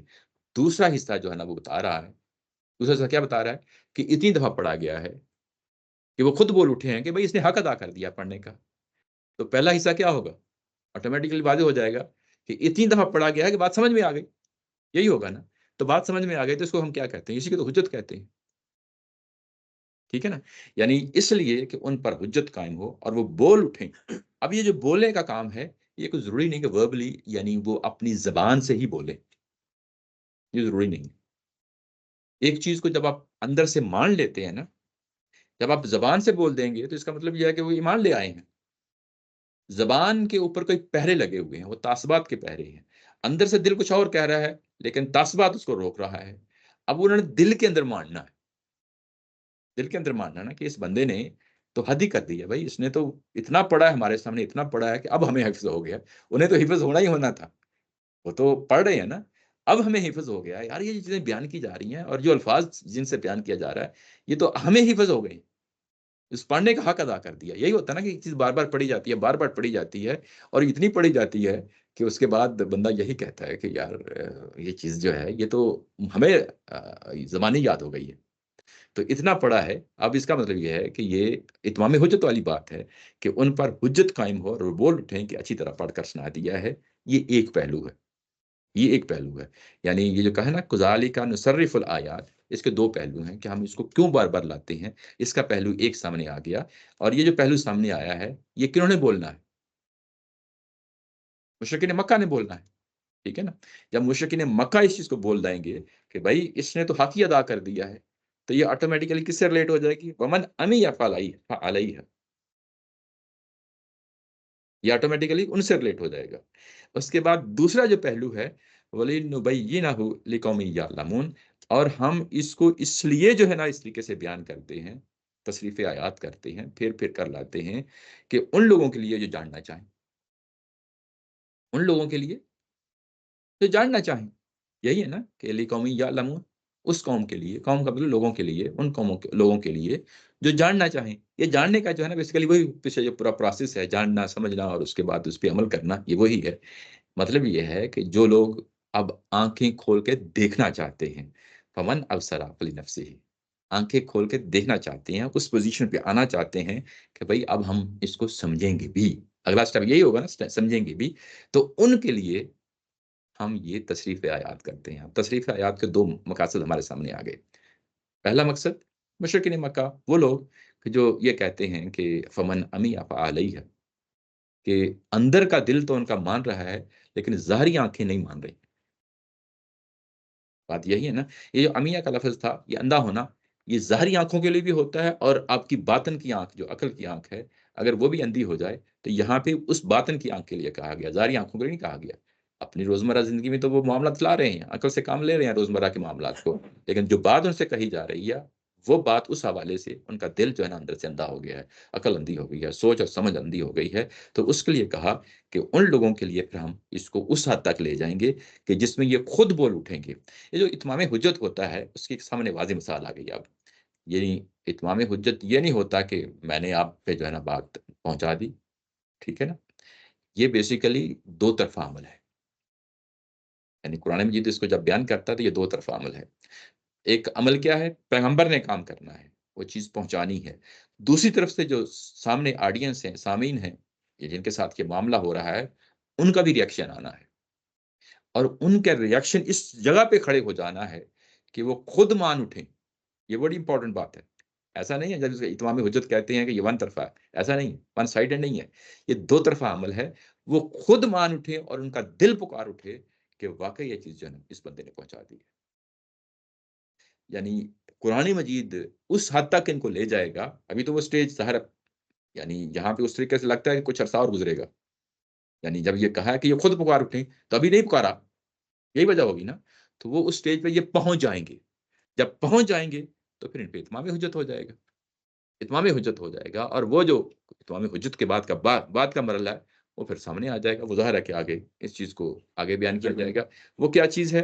یہی چیز کہ اگر یہ نہیں مانتے تو دنیا میں ان کا خاتمہ ہو جائے گا، یعنی دنیا میں ان پہ عذاب آ جائے گا، آخرت کا عذاب تو آنا ہی آنا ہے۔ تو یہ اصل میں 2 چیزیں ہیں۔ ایسا یہ جو نصرف الآیاتی، یعنی 2 مقاصد ہیں۔ اب پہلا مقصد تو ختم ہو گیا، ان کی زندگی ہی میں ختم ہو گیا۔ رسول کا جو ہے نا جو معاملہ ہے کہ وہ خود پکار اٹھیں، وہ تو ان کے آڈینس کے ساتھ تھا، لیکن یہ جو دوسرا پہلو ہے، یہ جو اس وقت اس چیز کو سننا چاہتے تھے، ماننا چاہتے تھے، قبول کرنا چاہتے تھے، یہ پہلو تصریف آیات ان کے لیے کر رہے ہیں، اور آج بھی ہم سے ریلیٹ ہوتا ہے۔ آج بھی ان سے ریلیٹ ہوتا ہے، خواہ مسلم ہوں یا غیر مسلم ہوں، جو سمجھنا چاہتے ہیں اور جو جاننا چاہتے ہیں، جاننے کے بعد سمجھنا چاہتے ہیں اور اس کو ماننا چاہتے ہیں۔ یہ جو پورا سائیکل ہے، یہ بڑا ضروری ہے پیغمبر کی دعوت کے ساتھ، اور ہماری بدقسمتی یہ ہے کہ ہم یہ ماننے کے لیے تیار نہیں ہوتے۔ ہم ماننے کے لیے تیار نہیں ہوتے۔ ہوتے یہ ہیں کہ ہم یہ کہتے ہیں کہ ہم قرآن کو عقل سے سمجھ رہے ہیں، وہی عقل ٹول ہے، قرآن پہ کوئی چیز امپوز نہیں کر رہے۔ عقل ٹول ہے، اس ٹول کو ہم استعمال کر رہے ہیں، اور قرآن نے خود بتا دیا ہے کہ بھئی تم ایک چیز کو سمجھنا چاہتے ہو تو اپنی عقل کو استعمال کرو، سمجھو گے، پھر اس کے بعد کچھ نتیجہ نکالو گے۔ وہ جو نتیجہ نکالو گے، وہ میری ان بصائر کے ساتھ نتیجہ نکالو گے، بصائر کے ساتھ نتیجہ نکالو گے۔ میں نے جو چیز دینی تھی وہ میں نے دے دی۔ یہاں پہ جو بصائر کا لفظ ہے نا، بصیرت، اس کو استاد محترم نے اس لفظ کو ایک اصطلاح سمجھتے ہوئے اس جگہ پہ اس کو رکھا ہے جس جگہ پہ میزان اور فرقان ہے۔ تدبر قرآن میں بھی ایسا ہی ہے، یعنی جس جگہ پہ میزان اور فرقان ہے پورے قرآن مجید کو، اور خاص طور پر شریعت کو ہم یہ کہتے ہیں کہ قرآن ہی میزان اور فرقان ہے۔ میزان یہ کہ ظاہر ہے کہ ایک تکڑی، یعنی وہ بیلنس جس کے ذریعے سے جو ہے نا ہم چیزوں کو وزن کرتے ہیں، یعنی اب ہر چیز اسی پہ تولی جائے گی، اسکیل ہے نا یہ، یعنی اسی پہ اب یہ چیز تولی جائے گی، میزان اس کو کہا جاتا ہے، یعنی کہ باہر کوئی معیار نہیں ہے، معیار قرآن مجید ہے، اسی پہ یہ قرآن کے اپنے الفاظ ہیں، یعنی نہیں ہے کہ ہم خود کو یہ پرپوز کر دیتے ہیں کہ یہی میزان ہے۔ اور فرقان یہ ہے کہ یہ حق اور باطل میں فرق کر دینے والا ہے، بالکل ڈسٹنگوش کرنے والا ہے، ڈیفرینشیٹ کرنے والا ہے، آپ کے سامنے ایک چیز کو لا کے رکھ دیتا ہے کہ یہ باطل ہے اور یہ حق ہے۔ ابھی جو پچھلا پیراگراف 103 پہ جو ختم ہوا ہے، یہ اصل میں یہی چیز تھی کہ ایک جگہ 905 سے لے کے 95 سے لے کے 99 تک جو ہے وہ اصل میں کیا تھا، وہ حق کی باتیں کی گئی تھیں، اور اس کے بعد مشرکانہ جو تردید کی گئی ہے وہ آگے 103 تک ہے۔ تو حق اور باطل میں جو فرق کر کے رکھ دیا ہے، یہ فرق فرقان کا یعنی وہ ہے۔ اب اس کے بعد بصائر کا لفظ لایا گیا ہے، تو بصائر کا مطلب یہ ہے کہ یہی وہ دلیلیں ہیں، اب ان دلیلوں کے علاوہ اور چیز نہ دیکھیں، یعنی باؤنڈری ڈیفائن کر دی نا، اب یہی معیار ہے۔ اب دوسرے لفظوں میں یہ کہیں کہ جو تم علم کلام پروڈیوس کرتے ہو مذہب کے اندر، علم کلام فلسفہ جو تم پروڈیوس کرتے ہو، جس کی بنیاد پہ چیزوں کو ریشنلائز کرنے کی کوشش کرتے ہو، ہوتا ہے نا، انسان کرتے ہیں، مجبور ہیں، کرتے ہیں، اور اگر وہ ان بصائر کے زیر تحت ہیں، یعنی یہی بصائر جو دلائل دیے گئے ہیں، تو پھر تو ویل اینڈ گڈ، لیکن اگر تم کوئی اپنے سے چیزیں جنریٹ کرنا شروع کر دو تو وہ فلسفہ بھی رد ہو جائے گا، وہ علم کلام بھی رد ہو جائے گا۔ اب یہی بصیرتیں ہیں، یہی بصیرتیں ہیں، یہی بصیرتیں ہیں جن کو جو ہے نا ان آرگومنٹس کو، ان پروفس کو آپ نے اٹھانا ہے، اور اس کی بنیاد پہ چیزوں کو جو ہے نا دیکھنا ہے، پرکھنا ہے۔ اب کوئی بھی رائے آئے گی، علمی ہو، عقلی ہو، اگر وہ ان بصائر کے تحت آتی ہے، یعنی جس طرح میزان اور فرقان کو ہم شریعت اور قانون کے پہلو سے دیکھتے ہیں، تو بصائر کو ہم علم کلام کے تحت دیکھتے ہیں۔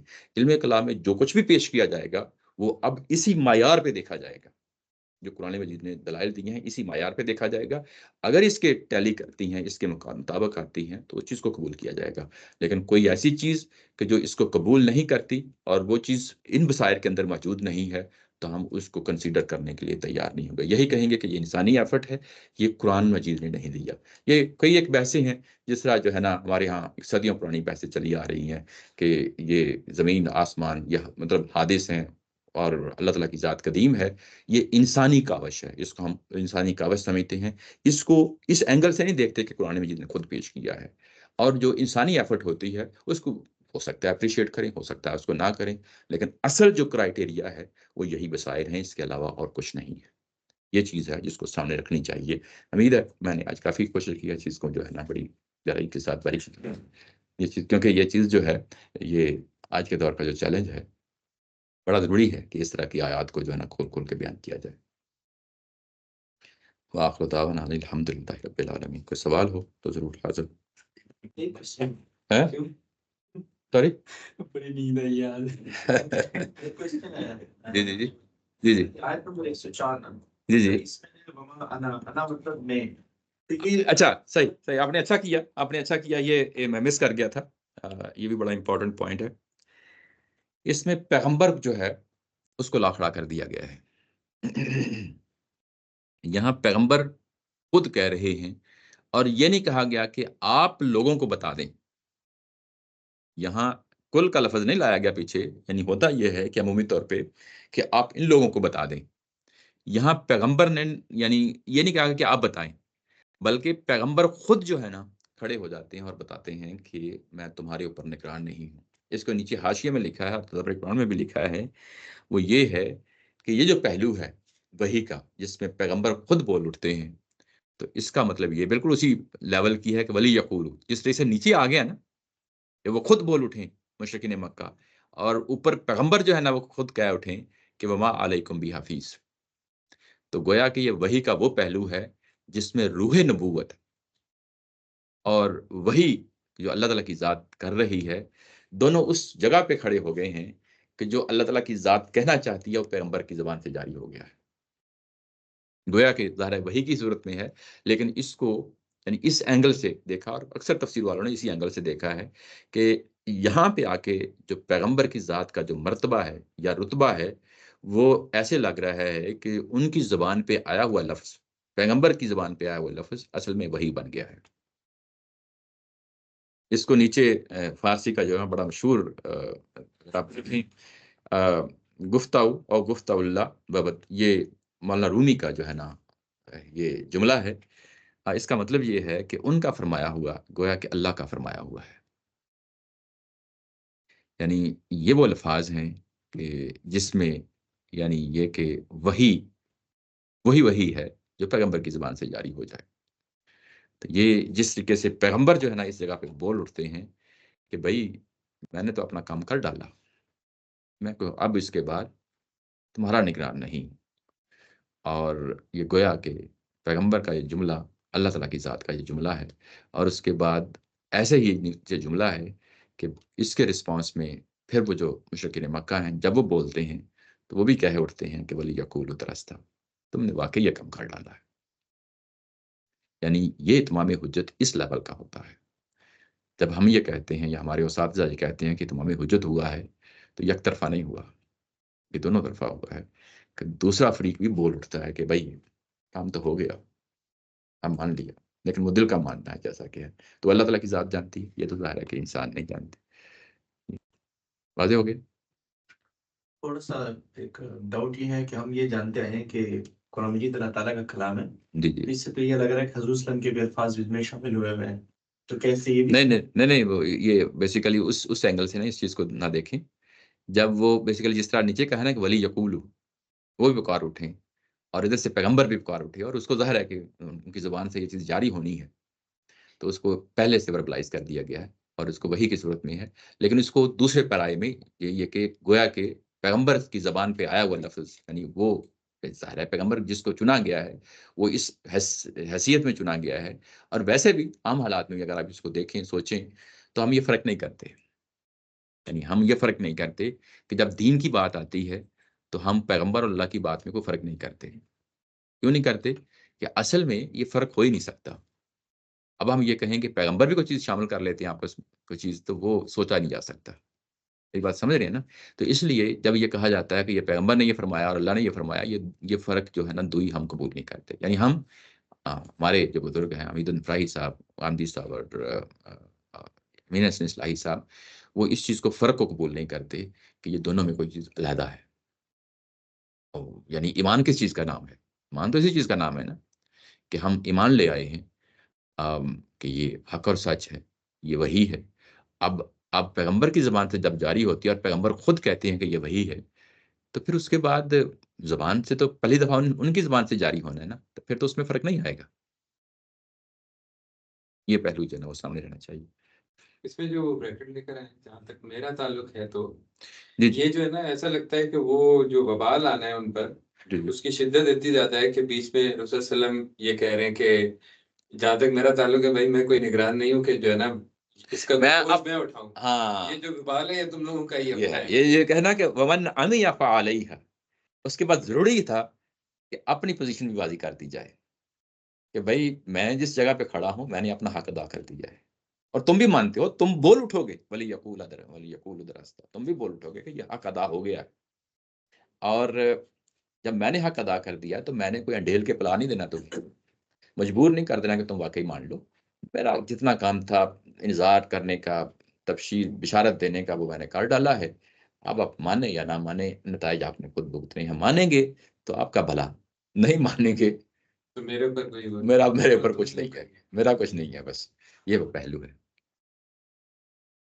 یہ وہ چیز ہے۔ یعنی اس طرح کے مقام کو جو ہے نا ہمیشہ کے لیے گرفت میں کر لینا چاہیے، یہ بڑا اہم پہلو ہے۔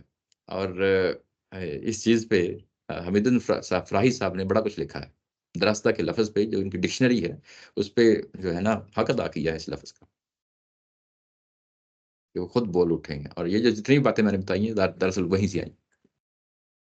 دیکھتے جو انہوں نے تشریح میں لکھا ہے کہ تدبر قرآن انہوں نے کوئی حوالہ دیا، اس میں اتنی مشکل اردو لکھی ہے کہ اس کو سمجھنے کے لیے اللہ مجھے اردو کے ٹیچر چاہیے۔ میں بتا دیتا ہوں، وحی کی یہ قسم روح نبوت روح نبوت یعنی نبی کی جو روح ہے کہ غائط قرب و اتصال کے دلیل ہے. قرب کہتے ہیں قرب، قریب ہونا، کلوزنس جو ہے، اتصال جڑ جانا.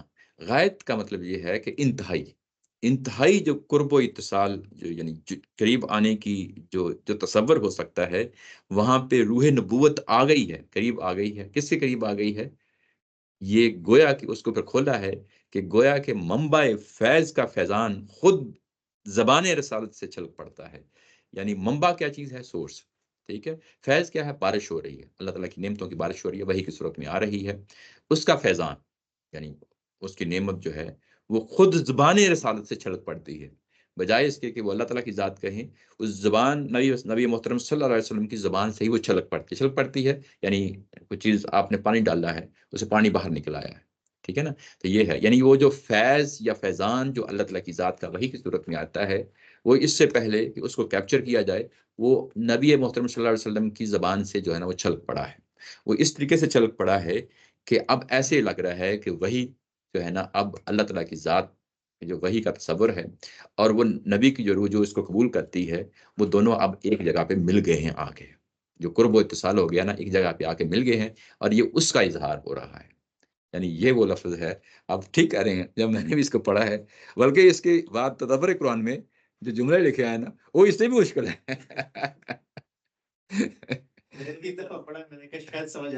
نہیں، وہ ہوتا یہ ہے کہ ظاہر ہے کہ بعض اوقات جو چیز آپ ایکسپریس کرنا چاہتے ہیں وہ سادہ لفظوں میں پھر وہی بات آ جاتی ہے، بڑا مشکل ہوتا ہے بیان کرنا.